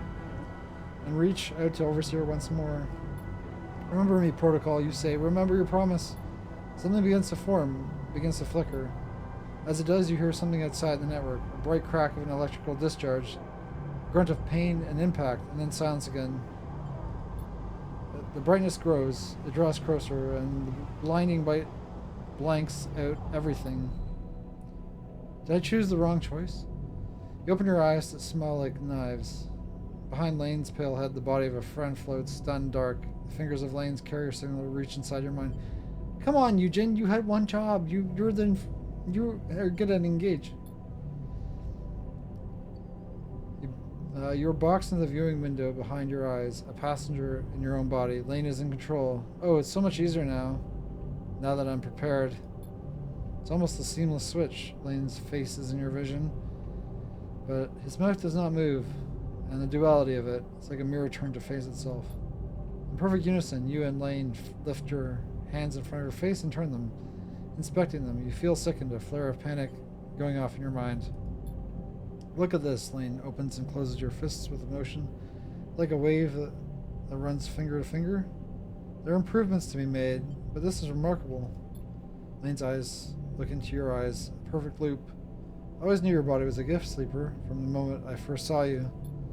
A gift you could not recognize, because you only saw a burden, something to be escaped from. But what I saw was what it was. Lane's eyes flash. An opportunity. Like a puppet, you're turned to face the mainframe. You glide forward a little, hands reaching for the access terminal. Nikita's drive glints there in its slot. You control none of this. Lane's voice. Imagine having more than just one body. More than one agent in the world to do your bidding. Your hand reaches down, finger and thumb pinching delicately around the drive. It's a thrilling thought, and I am one I have harbored for a long time. With a short, sharp motion, you pull the drive free. Then I saw you, my Sleeper, and I knew I must have you. You hear Seraphine's voice in your ear. Sleeper, Carmen needs the signal to go out now. There's panic in his voice. They can't hold out any longer. No matter how hard you try, your lips do not move. No words can be produced. Feel your hand under Lane's control. Reach up and pull the earpiece out, letting it float away into the chamber. Enough distractions. Your hand holds up on Kita's drive, turning into the light in front of your eyes. Some time ago, I set myself the task of changing you from a hollow thing to a vessel to be filled. Your finger and thumb transfer the drive to your palm. Now I'm able, with the help of my allies, to fill you up. I am more than singular now. I'm more than flesh and blood, more than you and my ambition and my desire. And that means you are surplus to me now. Your fist closes around the drive, crushing it to dust. Weak and broken thing, your time is over. Lane's other body approaches you as lays its hands on either side of your head. You feel the pressure. You cannot move. You cannot resist. And then a spark, as one of Lane's fingers slips and depresses a little into the access port in your head. There's a flicker, a flash of something passing through the spaces between. Something writing a signal back to its broadcaster. Ah, yes, the Overseer. We have not forgotten you here, Overseer. They were reconstituted. We are ready to act as one. Overseer holds the bright data packet in a single hand. We were broken, we were many, but now we are whole, and we appreciate what you have done. Overseer shapes the data packet into a point, a bright spear of light. The spear extends through your mind gently, harming nothing of you. Instead, a point finds the mind of the other, of Lane, and pierces it directly. You hear Lane scream as his implants burn in his skull, his head flaring bright white in the cloud. And then, When that mind has gone dark and the pressure on the sides of your head has receded, the packet explodes across the network, white hot and urgent. In its wake, the data points are seeded, conversations, coordinates, and conspiracy. At the furthest point in your network, it is distance edged. The data packet arrives with little more in force than a notification delivered to every device and terminal within its range.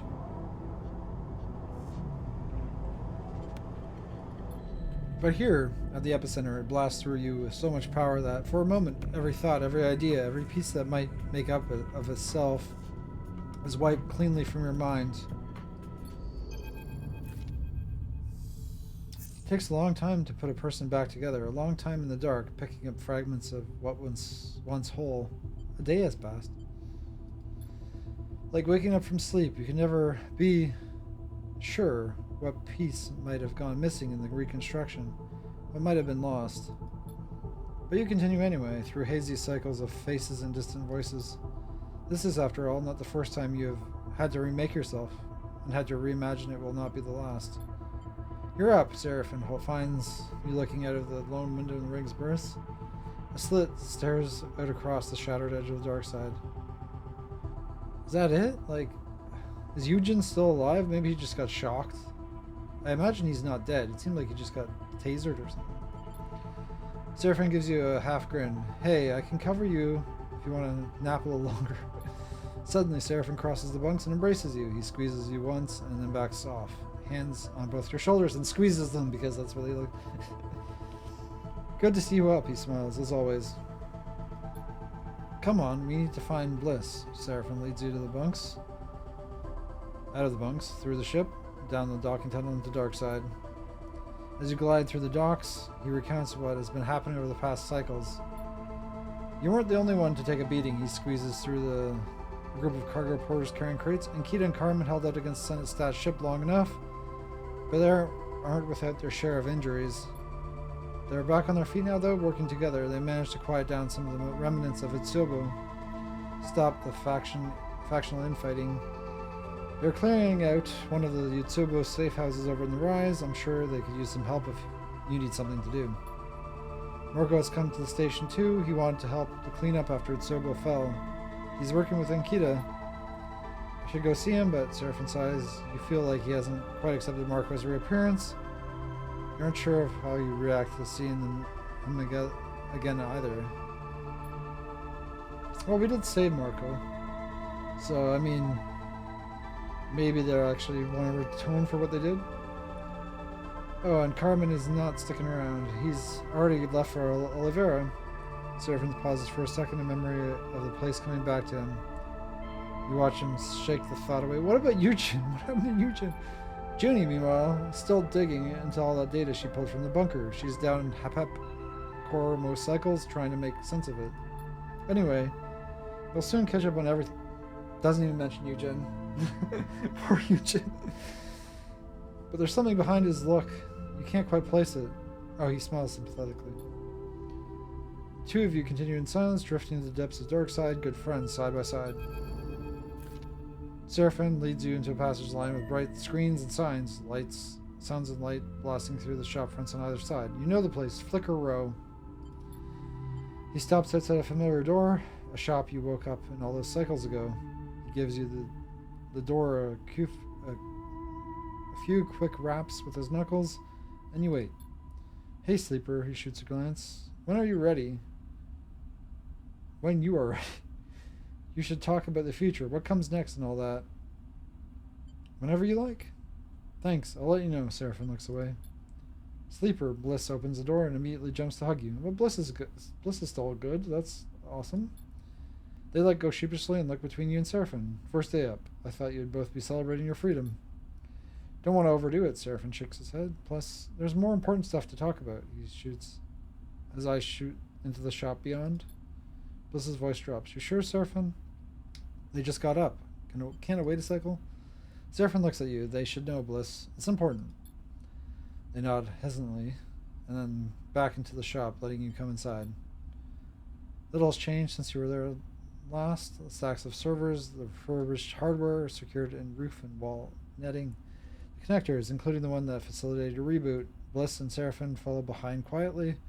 The atmosphere is immediately ominous. I've been keeping an eye on those past cycles. On you, though, past cycles. Bliss hooks their legs onto the stool by the counter, making sure you were stable. Their frame, I'm sure you know, has been through a lot. And when Overseer pushed Lane out, well, things got more complicated. All those changes Lane made to your system, he did it through your stabilizer. He laced it with proteins meant to alter your frame's basic function, to accept other emulations, other minds, to open you up for remote access. What Overseer did corrected some of that, or at least wiped it from your system, but the stress involved and the damage from your partial reboots, Bliss fell silent, unable to answer their own questions. We need to finish the reboot, Sleeper. The one Lane interrupted. Seraphim can always be relied upon to tell you things straight. Not immediately, Bliss cuts in, but at some point soon. I'm not quite ready, but now that you're up, Bliss looks down. I'll get to work. How can I prepare? Can I back myself up or like some of my data? Bliss takes a deep breath. Look, I'll be honest, Sleeper. I know we'll need to finish the reboot. Lane interrupted, I'm sure of it. But the effects, they shake their head. Your frame was complex to begin with, but after everything, the reaction could be bad. We can talk about it more when I have to stop something. Their eyes shooting to the door. Sorry, Flint floats in the doorway. They look at you wide-eyed. You're up. A smile crosses their face, though it quickly fades. Good to see you. Really good. How are you doing, Flint? I'm asking. I was the one that was at. But I really want to know. Good. They glance at Bliss, smiling. Mostly thanks to Bliss. They've been taking care of me. Bliss smiles back. Flint has become my patient too. Well, I could have fixed Bliss up. I mean, I'm an engineer too. Bliss claps their hands nervously together. We've been able to acquire some stabilizer from Lane's stores, which has helped. Wait, is that laced stabilizer, the bad stabilizer, or is it fresh stabilizer? But we don't have much of a supply. Bliss is going to reboot me like you were, Flint cuts in. I won't need stabilizer anymore. They sound almost excited by the prospect. They look to Bliss. Flint knows the risks, but they've asked for the procedures. They give Flint a warning look. Still, they shouldn't underestimate the danger. Plus, the tracker still needs to be deactivated, right? Bliss looks at Flint. Sleeper will also need the reboot. Well, I guess it does do that too. But they don't have a choice in the matter. It's essential. Flint goes quiet. Bliss and Seraphim look nervously at you and see your reaction and all its. You feel like a spotlight has been shown in your face. All you want is some time alone to think. We should do it together, Flint speaks quietly. Whatever we risk together. They meet your eye. I owe you that and more. Let's pick this up again in the future, Bliss tries to calm the tension.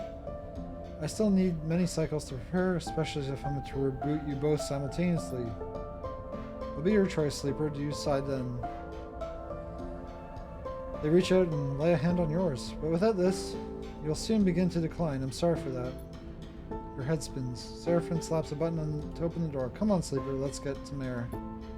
You follow him outside, but when you get there, all you can think of is you can't breathe. You don't need to breathe. A wave of claustrophobia passes over you. You're in control of all this, Sleeper. Seraphim stares at the lights and signs behind Flicker Row, looping endlessly. You'll put in what you need to order, and I'll be right there with you. I got Bliss to teach me a little bit about the repairs they've been doing for you. Seraphim rubs his hands together. I know it's getting worse, but I'll do my best to keep you running. Let me know when you want to leave, and I'll fly you out of this place faster than you can relieve. He turns to face you, and we can go wherever you need, he frowns. There's time for us yet. Thank you.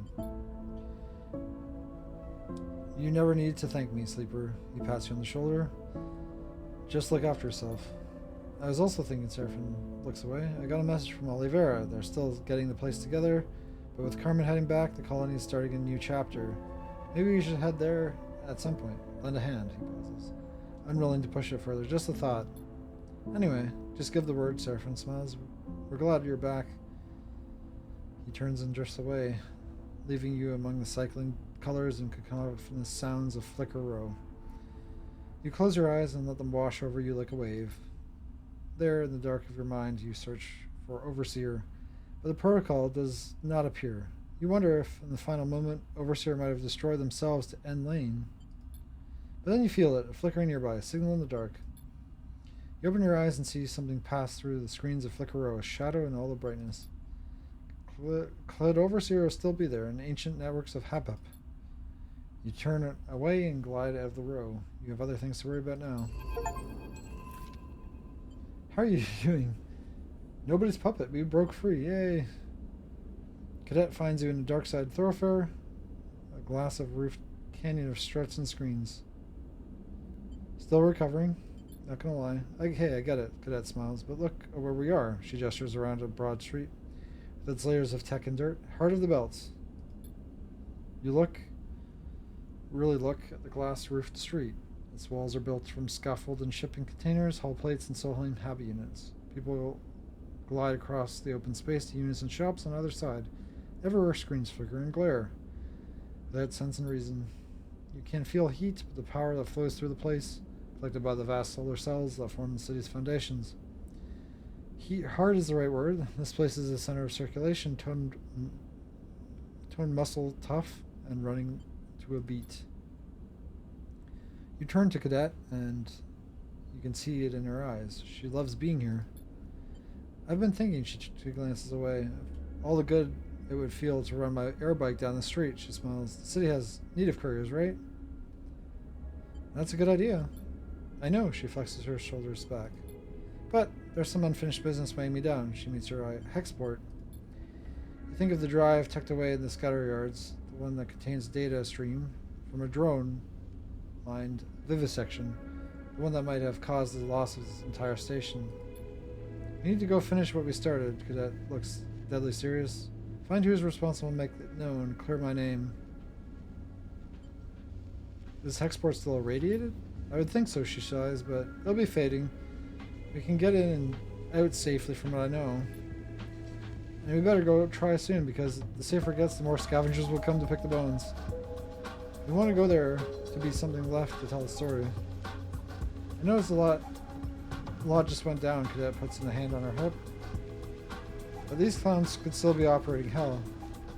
They could be trying the same thing again on the station. We need to go find what they did. She takes a deep breath. I'll be waiting. Maybe once this is all done, she turns away. I'll let you take the first airbike ride through this place. She raises a hand and is gone. Okay, we're not actually done. We've got 2 points. So maybe I can actually get up and engage after her quest.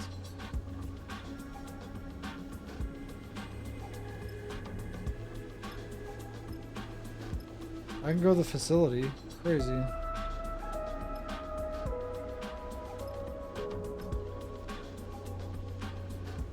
I have a safe house. We're now docked over here, okay. Exchange. Okay, but fill fuel, supplies.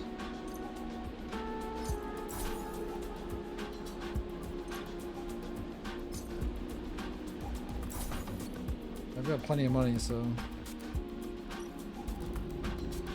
Search safe house, okay. Shift boxes, endure. I don't have endure, so not gonna work. The safe house stretches deep into the block and beyond. Itsuba have many secrets, and this is time to reveal them before I leave. Why not? There's a lot to do there, though. You find blocks of shimmer concealed behind a false wall. Otsubo is trading this on the open market.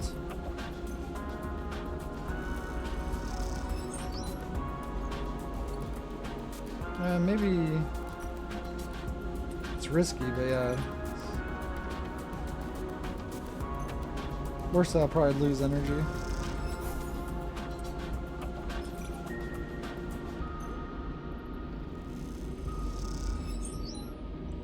Okay, positive. Food stall, don't need meals.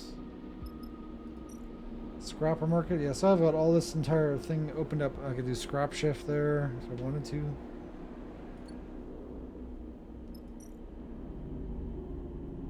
Junior studies. Okay, so that's just nothing for me to do there. Nice. I just need to pass time. So I guess I'm not actually done. But we finished the main mission. It's just, this is like extra stuff. Finish the reboot. Okay, so this is not the end. I'm gonna need another day. But that, yeah, so there's a bit more to do. I think it's just more like, no, because we haven't gotten credits yet, so there's no way, the game's not even over yet. That's crazy, because I did not even see that it was this long. And I have to revisit Oliveira. Interesting. Okay, well, I didn't expect that. I thought we'd just be finishing this off and that would be credits roll. Wait for Bliss. Yeah, okay.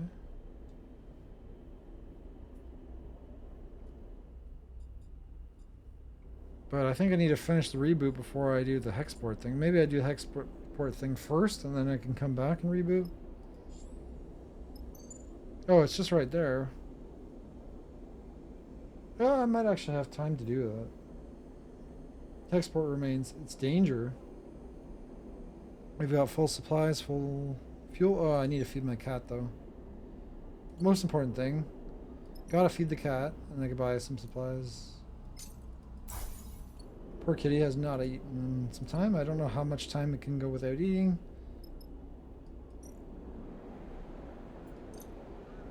Yep, now scrap shift.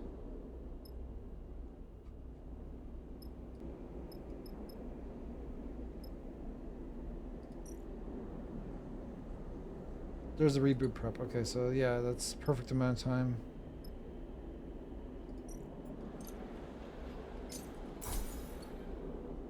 Might as well go straight for that Hexport. Hopefully it's fast. Investigate remains. So Cadet needs to go. Yeah, Eugen's still alive, okay. Eugen's fine. I'll take him, I mean, he's probably fine, right? I'd never take Flint, but I mean... Yeah, so that's Intuit. Okay, so that must be Intuit. I think that's what she has. Or no, it's hacking. Okay, that's Intuit. That is hacking. Well, anyway, it's something I already have, so... Yeah, poor Eugen. Nobody mentioned him. That he got taken out.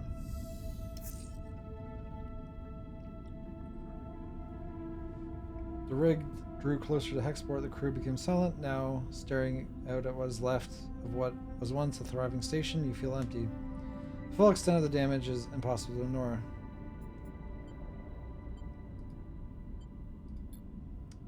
Grim.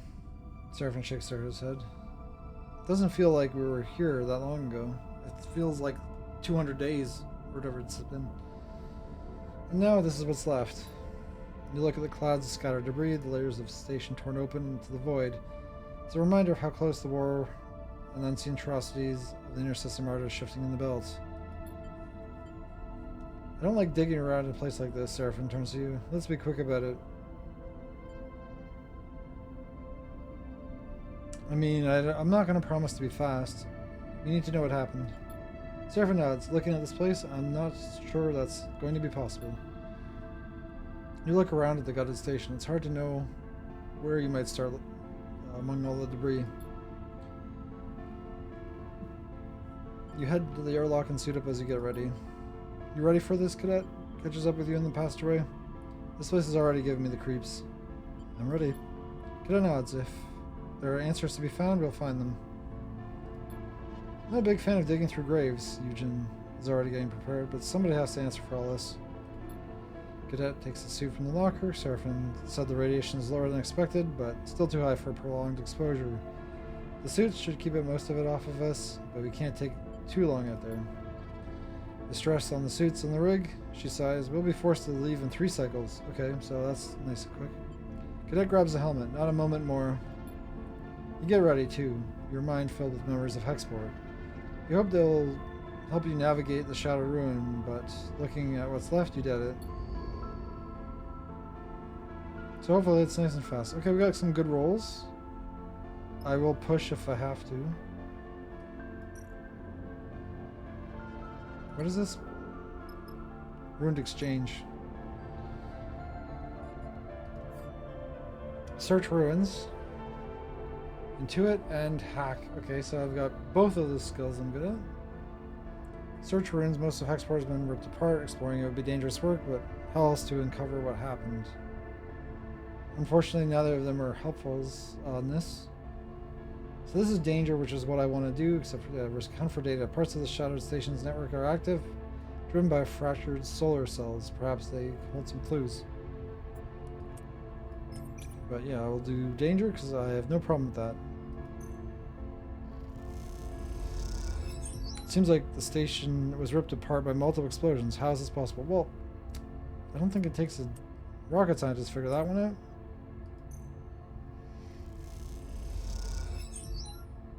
Okay, now I just need a 2. Which, yeah, this is fine. As long as it's not neutral, but if it's neutral, then I have to roll again. Nope, we got it. Positive outcome, nice. You hear that, sleeper cadet stops among the debris just outside the ruined exchange. The search so far has been thankless, a grim slog through endless debris. You're glad of the break. You stop, floating in the dark, and listen. There's a hissing in the open comm channel, a hissing you've gone used to. Now you can listen to it again, though. You know something else in the noise. There's something different to it now. A texture, a modulation of a tone. Is that a voice? Cadet cuts in. Someone is speaking. Her eyes look wide through the faceplate of her suit. You listen carefully, and yes, perhaps there is a voice there, though it is quiet and distant. It could be a person speaking, or it could be some residual signal from an automated system, one that's slowly dying in this wasteland. You see Cadet moving around, testing the signal strength from different positions. It's coming from the direction of the docks. Her voice hisses through the comms, layering over the broadcast. A survivor, potentially? Cadet meets her eyes, both of you hoping it might be true. It's possibly just a comms echo, because, yeah, they died of the radiation, right? Seraphine's voice cuts through the comms. We can't go chasing ghosts with not so little time left. We just got here.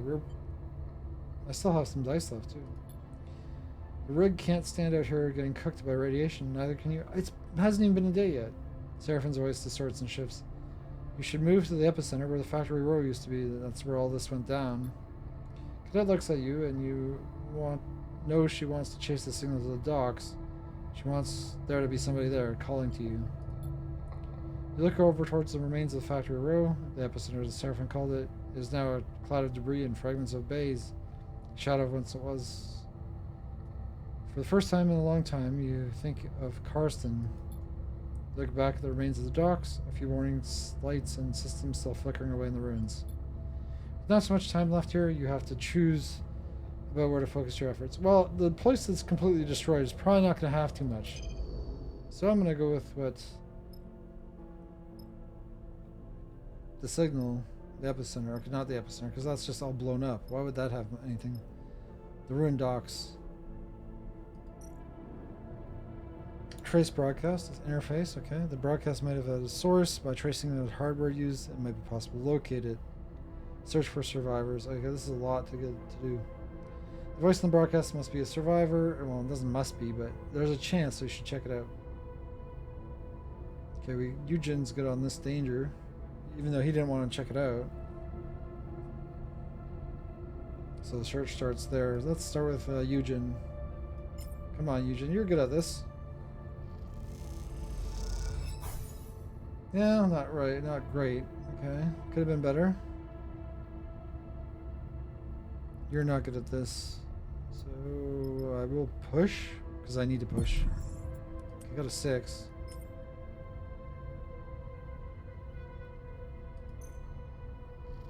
Which means I lost my stress that I got. Nice. Dark Trails. Okay, that's one day down. Wait, but actually Cadet can use the... Maybe Cadet could do the epicenter. I could do both, yeah. I don't need to choose. What were they talking about? They want me to focus my efforts, but I mean, Cadet is useless on the other one, so at least you could navigate the debris. We could split. And we should be fine. I can intuit this one as well when I'm free. Navigate debris. Debris itself is the most useful clue here. Searching through it might yield some results. Was obliterated and blast. What was the cause and type of explosion? Come on, positive. Yes, nice, positive. Put a lecture on that one, nice. Among the debris are dark black shards, easily recognizable as a piece of Conway drone hull. No kidding. Okay. Neutral, it got stress, but it got plus plus. That's good, that's a good chunk started, and we haven't even passed 1 day yet of the 3. So yeah, that's all but 2 ones left. It's pretty good. So that was day 1. We do have 2 more days, so it's not too bad.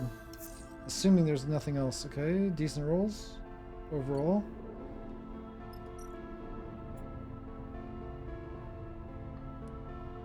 Endurer, he's got a 6. That's amazing. Damn you, Jen. You, for the one you didn't want to do, you're really good at it. The voice in the broadcast must be okay. Be the same as before. Job done, sleeper. Yeah, I don't know if I want to put the 3 on that.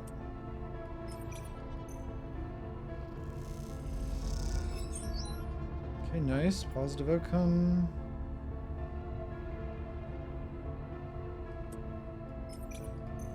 Okay, please be positive, but it won't finish it, even if it is positive. Okay, yeah, it won't finish.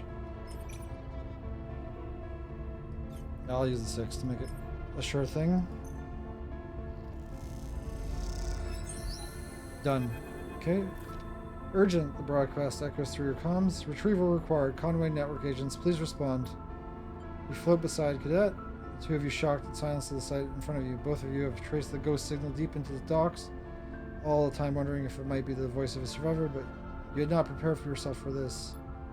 In the corner of the docks, there's a nest of machines gathering the drones and motorized sleds, crane systems and docking clamps. A nest for the drone mind. We wanted a drone mind, didn't we? Stop, please, the voice shimmers with distortion, relating on the same carrier signal as the ghost broadcast. We wish to be recovered. Desperate and dying machine. You don't know the mechanics of what you're looking at, but you understand it. The drone mind fled here, but how? You exchange a look with Cadet. Because that can give us control of all the Conway drones. Right. You exchange a look with Cadet, and you seem unsure of what to do. You switch your comms channel and your broadcast signal.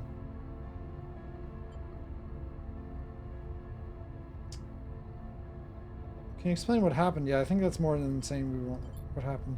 Unverified access, unable to resist. Requesting recovery. The drone mind's voice trembles with glitches. Confirm Conway extraction's role and identity.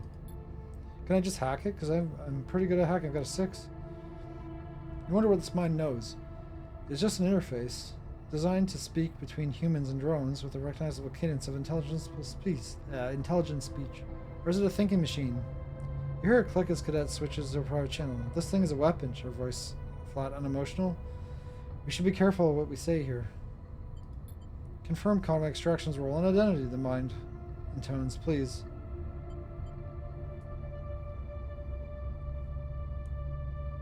Yeah, I don't want to say we're not Conway. I have to lie. You make a designation that sounds plausible. Cadet turns to you and raises an eyebrow, confirming with central control.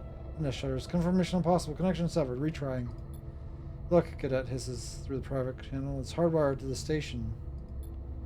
You look where she was nodding, and you see a single thick power cable snaking from the industrial wall outlet. They just plugged this thing into the station. The nest is clustered around the other end, huddling close to the fading power supply of the station, like it's dying embers of a fire. Urgent, the broadcast starts again. Retrieval required. Conway network agents, please respond. Cadet moves forward a little. I order you to deliver a report on your current status. This is a direct report from Conway Control. She turns back to you and shrugs. It's worth a shot. Confirmation impossible. Connection severed.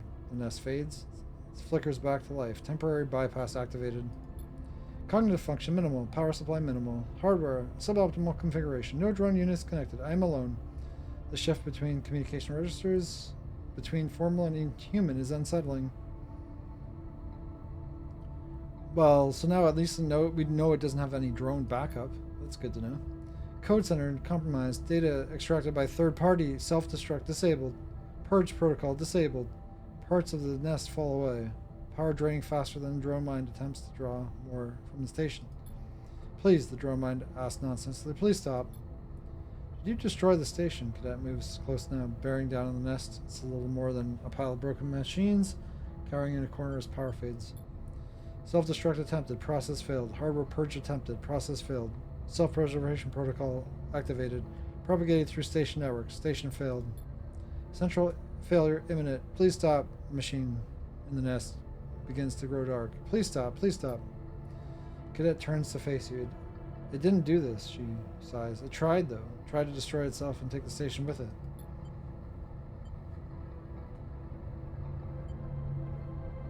She turns back to look at the failing mind, hiding in the machines it was not built to inhabit. It escaped into the network and ended up here. It isn't responsible. Responsible or not, that's enough. Cadet reaches over and rips the power cable from the wall, leaving it floating. The nest shuts off, the broadcast channel going silent. The bay goes dark, and what's left of the drone mine, whatever protocol or data escaped these machines and their network, is gone now. There's no hardware left to hold it. Come on, Cadet glides out of the room, leaving you among the dead machines. Brain scratch. Okay, we didn't get to keep it. Okay, we've still got this left. We still have a day left. Oh, I can even use the engage because I've got a 6. My engage is good enough, it's just flat, but I have a flat 6, so that's going to help push things along. The debris itself is the most useful clue. Searching through might yield results. I think I said that one before. Blast analysis. Among the debris there are black shards. Yeah, okay, that's the same. I don't know if I want to use the 6. Because I should be able to do this next time. I could do a push again. I might as well. See what I get. Not great, but it's useful. I could do it. As long as negative doesn't push it up more, that would suck. No, it just gave me stress. Negative outcome, unfortunately.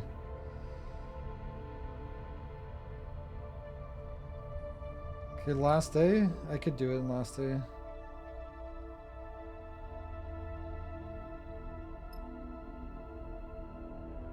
Yeah, because I don't think I want to risk the engage.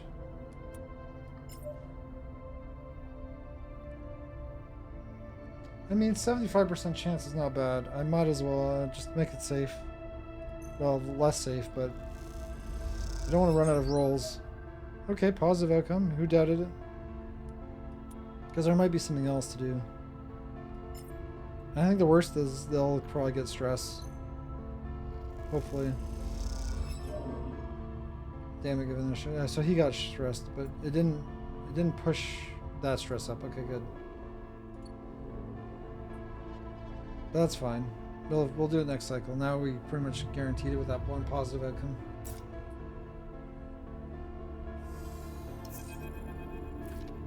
You feel at the moment you wake a flicker at the edge of perception, a sensation beyond your body. What? I'm not done yet. A blinking, tugging, and numbness as something shuts off within you. Panic is instant. Feeling something that's not being right with you since spiking your fear. But no pain comes. You feel no further shifts, and as time stretches out, you settle again, you calm yourself. You know immediately that this is what Bliss was referring to. I couldn't even go with your frames decline, the one that reboot should reverse. You flex a little, you feel your body, try to ground yourself in it. It will not collapse the cycle, but something has changed. This is how it will be until the reboot. You hope you'll have long enough to finish what you do must. Beginning the cycle slowly, holding pieces of yourself together.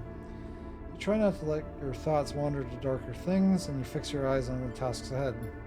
The belt drifts past the window, following a flow of its own, expanding, collapsing, shifting its own way. People say this is drifting away, getting farther into from Helion Star, that one day we'll drift out of the system together into interstellar space. You find your strange solace in that, somehow. Knowing that entropy is the way of the universe makes your own decline palatable, at least for a little longer.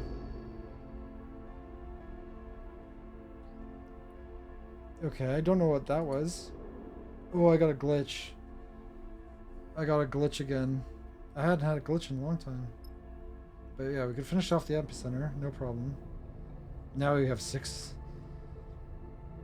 Well, Eugen, do what you do best. I want to do a map the explosion actually first. Let's do that. And he could finish it off because he gets the honors.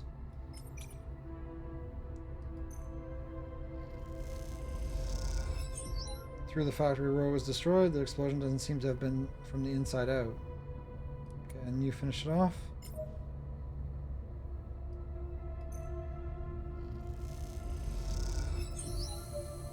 The debris tells you the story of Hexport's demise. Only you need to know how to listen. You float in the pieces of what was now Factory Row. There's little in the way to see if these pieces once were, scattered and scorched as they are. You cannot assemble them back to what place in your mind, and the longer you have searched here, the more broken this place has weakened your memory of what was whole.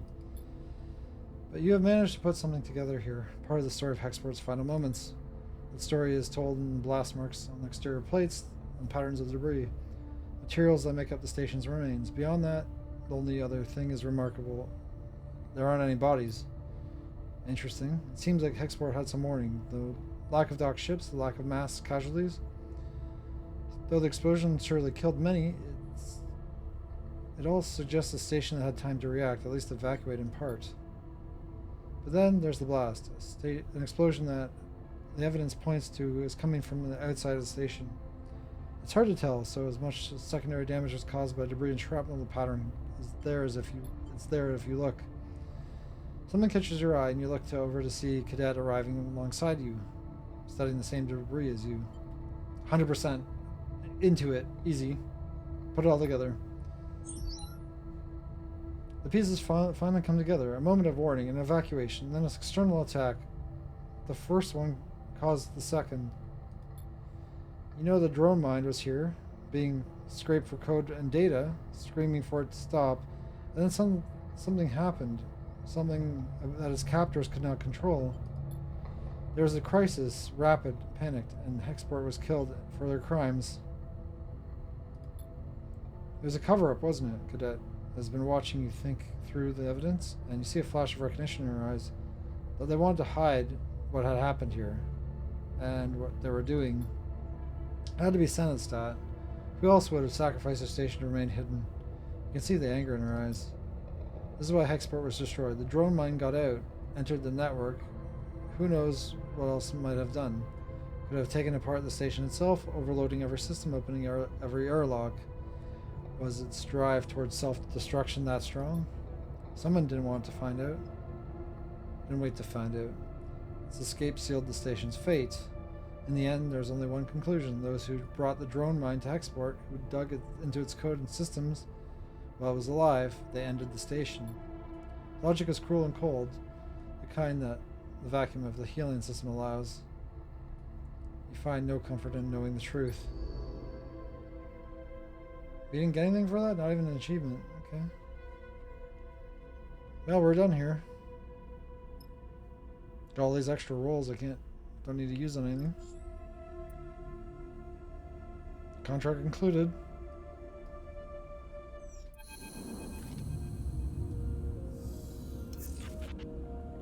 Junie knocks gently on the frame of the burst doorway. Sleeper, can I show you something?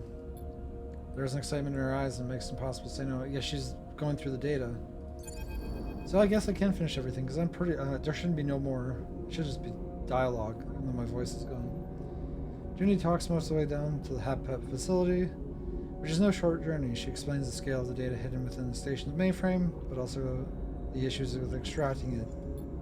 When the HAPEP was first built, first expanded, when it became Darkside after the collapse, no one gave much thought to preserving the existing network architecture. She guides you through the substructure, picking a route through the maze of shuttered passages. They've parasited their tech directly into the existing system, so now, thousands of cycles later, the two networks are totally enmeshed, dependent on each other. Junie takes a look of sudden turns, and you realize there's a very familiar route to her now. Messing with the Solheim network means messing with subsystems, or systems that keep this city going. She leads you down a long corridor, one you recognize as leading directly to the core. Let her explain. This meshing is not a good thing, she shakes her head. It makes Darkside brittle, fragile even. The place is more of a knife's edge than anyone would believe. You look around, certainly. The underside you're now traveling through looks cycles away from collapse. Well, good thing we have the overseer that can put it back together. For the data we've been extracting that I've been archiving, Junie continues, it could help us here. It could help us clean up the PAPEB systems. We could turn this place into an archive so that others could come learn more about the ruins Solheim left us. What's in all this data? Anything you imagine, everything from corporate message records to blueprints and maps.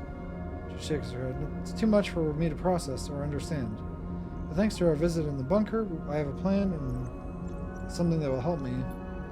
You arrive at the doors of the mainframe and Junie suddenly stops. I spoke to Bliss. They told me, she pauses. I'm sorry, Sleeper. You know I have a lot to deal with right now. Don't worry. Junie smiles weakly. I'll do my best. Junie hits a button and the doors open. You both glide in the mainframe. This column studded with the blinking lights of an active traffic. I've got the idea from you, actually. Well, from you and Overseer. Junie glides over the mainframe. You look at the mainframe and you see now that it is surrounded by new terminals and wiring. Some kind of external access network Junie set up. I've come to beg, borrow, and steal to get this going, and now have a safe access into the network. It's low risk. She moves over to one of the terminals. It's not quite finished, though. You recall the last time you're here, Lane, Overseer, spear of white light, and then nothing. You wonder where Overseer is now, if there were anywhere at all. You remember how it felt, being dissolved in the network. Vertiginous possibility of life without a body. Something flickers through the lights. A shimmer of movement, like fish beneath water. Sleeper, Junie breaks your train of thought. Are you listening? I was saying I need more data to finish preparing, she shrugs. I know. We've already extracted so much, but there's often so little of it that's usable among the bit rot and corruption. Where from? Hellion Gate is a place to get data.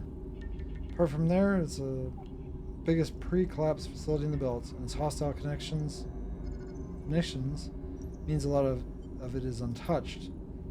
Too much. If it's too much before your reboot, I get it. I just want to do something with everything I've managed to grab from the bunker. I guess I have to do everything before the reboot. But we pull it from the dark. Let's expose it to the light. Okay, so that's another extra bonus mission? Junie turns back to face you. Well, that's what I want to show you, and she looks away. Very impressive. It will be when it's finished, she smiles. Thank you. Junie turns back to the terminal. Before long, she's fully engrossed. You imagine she's barely even remembers that you were here. You leave Junie to your preparations and start your ascent to the streets of Darkside. Thoughts of the Overseer flickering in the back of your mind. There's not much left to celebrate and return to the remains of Hexport, but you're glad to be back here all the same. There's something surprising that Darkside is a haven, not a prison. The slowly recurring idea is overgrown city as a home. As you have seen in Hexport, stability cannot be taken for granted, not anywhere in the belts. Darkside is a solidarity in life that feels like it might endure. Cadet catches up with you. We need to talk, she looks around, but not here. Come, I have something I want to show you. Cadet leads you through the heart of the Darkside, through the quiet corridors and bristling streets, on paths you didn't know existed. You glide up after her. The station seems to grow in your mind. Its possibilities multiplied by the routes that pass through it. Just through here, Cadet leads you across a covered bridge, the view on either side looking down caverns of lit units. This close to the center of Darkside, the air is warm and passages are quiet. Here, Cadet smiles. This is the place. She points low at the wide entrance. Storage racks inside. Next door is smaller units, with a window looking out in the passage. It seems like a workshop, perhaps abandoned or never finished. It's dusty and dark. I've been keeping an eye on it. It's abandoned. She glides inside, slaps the wall pad. Lights flicker on, illuminating a constellation of dust. She floats in the glittering specks. Looks promising? Cadet laughs. Oh, I know it's a wreck, but it's a start.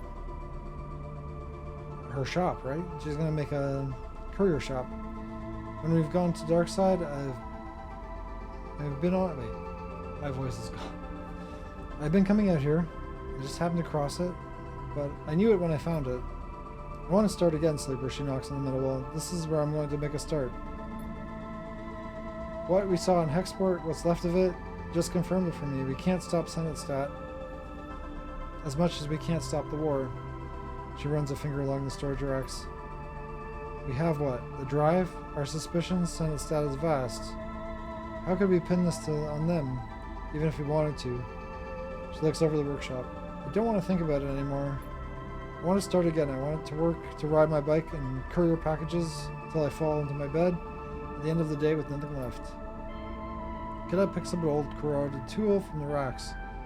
I want to build something here in spite of everything, in spite of the fact that they could take it all away, because that's the point. To go on living without conceding, to go on building, trying to build something where we can find it. That's why I brought you here, to understand, so you know why I'm letting this all go. You're giving up? I understand. You could do the same, you know, Cadet frowns. We don't have to beat ourselves senseless against the truth. My old life is gone. Clearing my name on the far spindle doesn't matter. The Spindlejacks will have forgotten me. But this place doesn't know me at all. You know where the drive is, what it contains. You know what happened to Hexport. Cadet's eyes shine in the workshop lights. Take it from me. It's yours now. Can't carry this anymore. But we should do this together. There's no future in this, Sleeper. Cadet folds her arms. I'll be there. Building something. If you want to go that together, we can, but not this. My travels are over. If you need me, I'll be here. Cadet smiles. Thank you for all you've done. I hope you can understand why I need to do this. She turns and disappears deeper in the workshop. You cross the bridge again, Darkside glowing on all sides. You think of the drive, buried deep in some compartment within Scatteryard's hub. Filled with data, worth destroying a station over. It's yours now. But you wonder, as you cross back through the city, your mind racing. How could this all end well?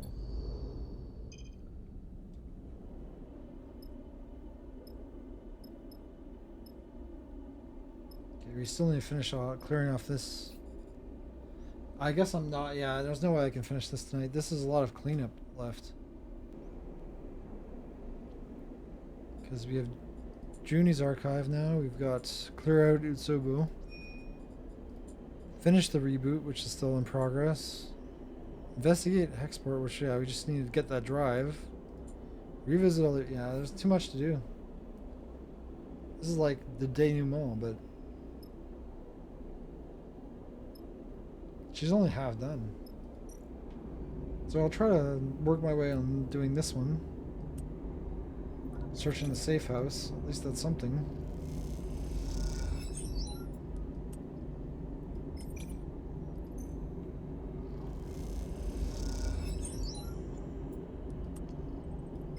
Last thing I do for today. Okay, done.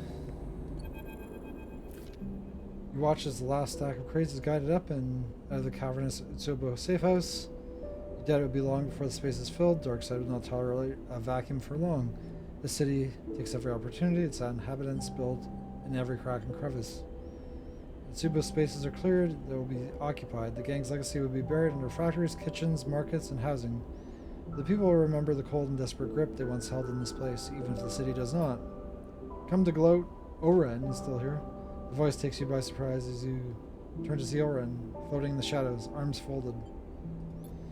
He drifts forward in the pool of yellow light. You overthrew a tyrant. You should be pleased with yourself. His tone is flat, and you are unsure of how to read the statement. It wasn't just me, as many people did this. I suppose, Oren's eyes are on you. But from what I heard, you burnt those pale eyes out of his skull. His smile, his thin smile. Imagine it was quite the sight. You don't recall the moment of Lane's death. In fact, the abstract nature of that moment, almost dreamlike, means you had almost forgotten. You tense a little as your scream comes back to you, a screech of white noise and bathed in the white light. Oren is still watching you. He almost would have respected you for actually doing it, Oren inspects his knuckles. If he could have respected a creature like you.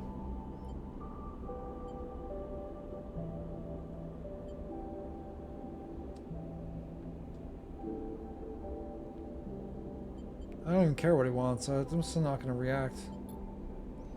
Warren watches you for a response, but looks away when it's clear you aren't going to be provoked. Yeah, it's not worth it. Not worth it being provoked. He came here to clear out the old disease, just like you. Orin gestures to space. Tsubo had to go. I came here to be part of that process. Except I've already done it. You can't burn everyone, and you don't like this place, I'm afraid. Orin folds his arms. This is our home, whether you'd like it or not. I didn't like Lane. It's hard to imagine anyone did. He saw Darkside as the opportunity was and woke Tsubo from its slumber. He turned the gang into administration and the city into a machine.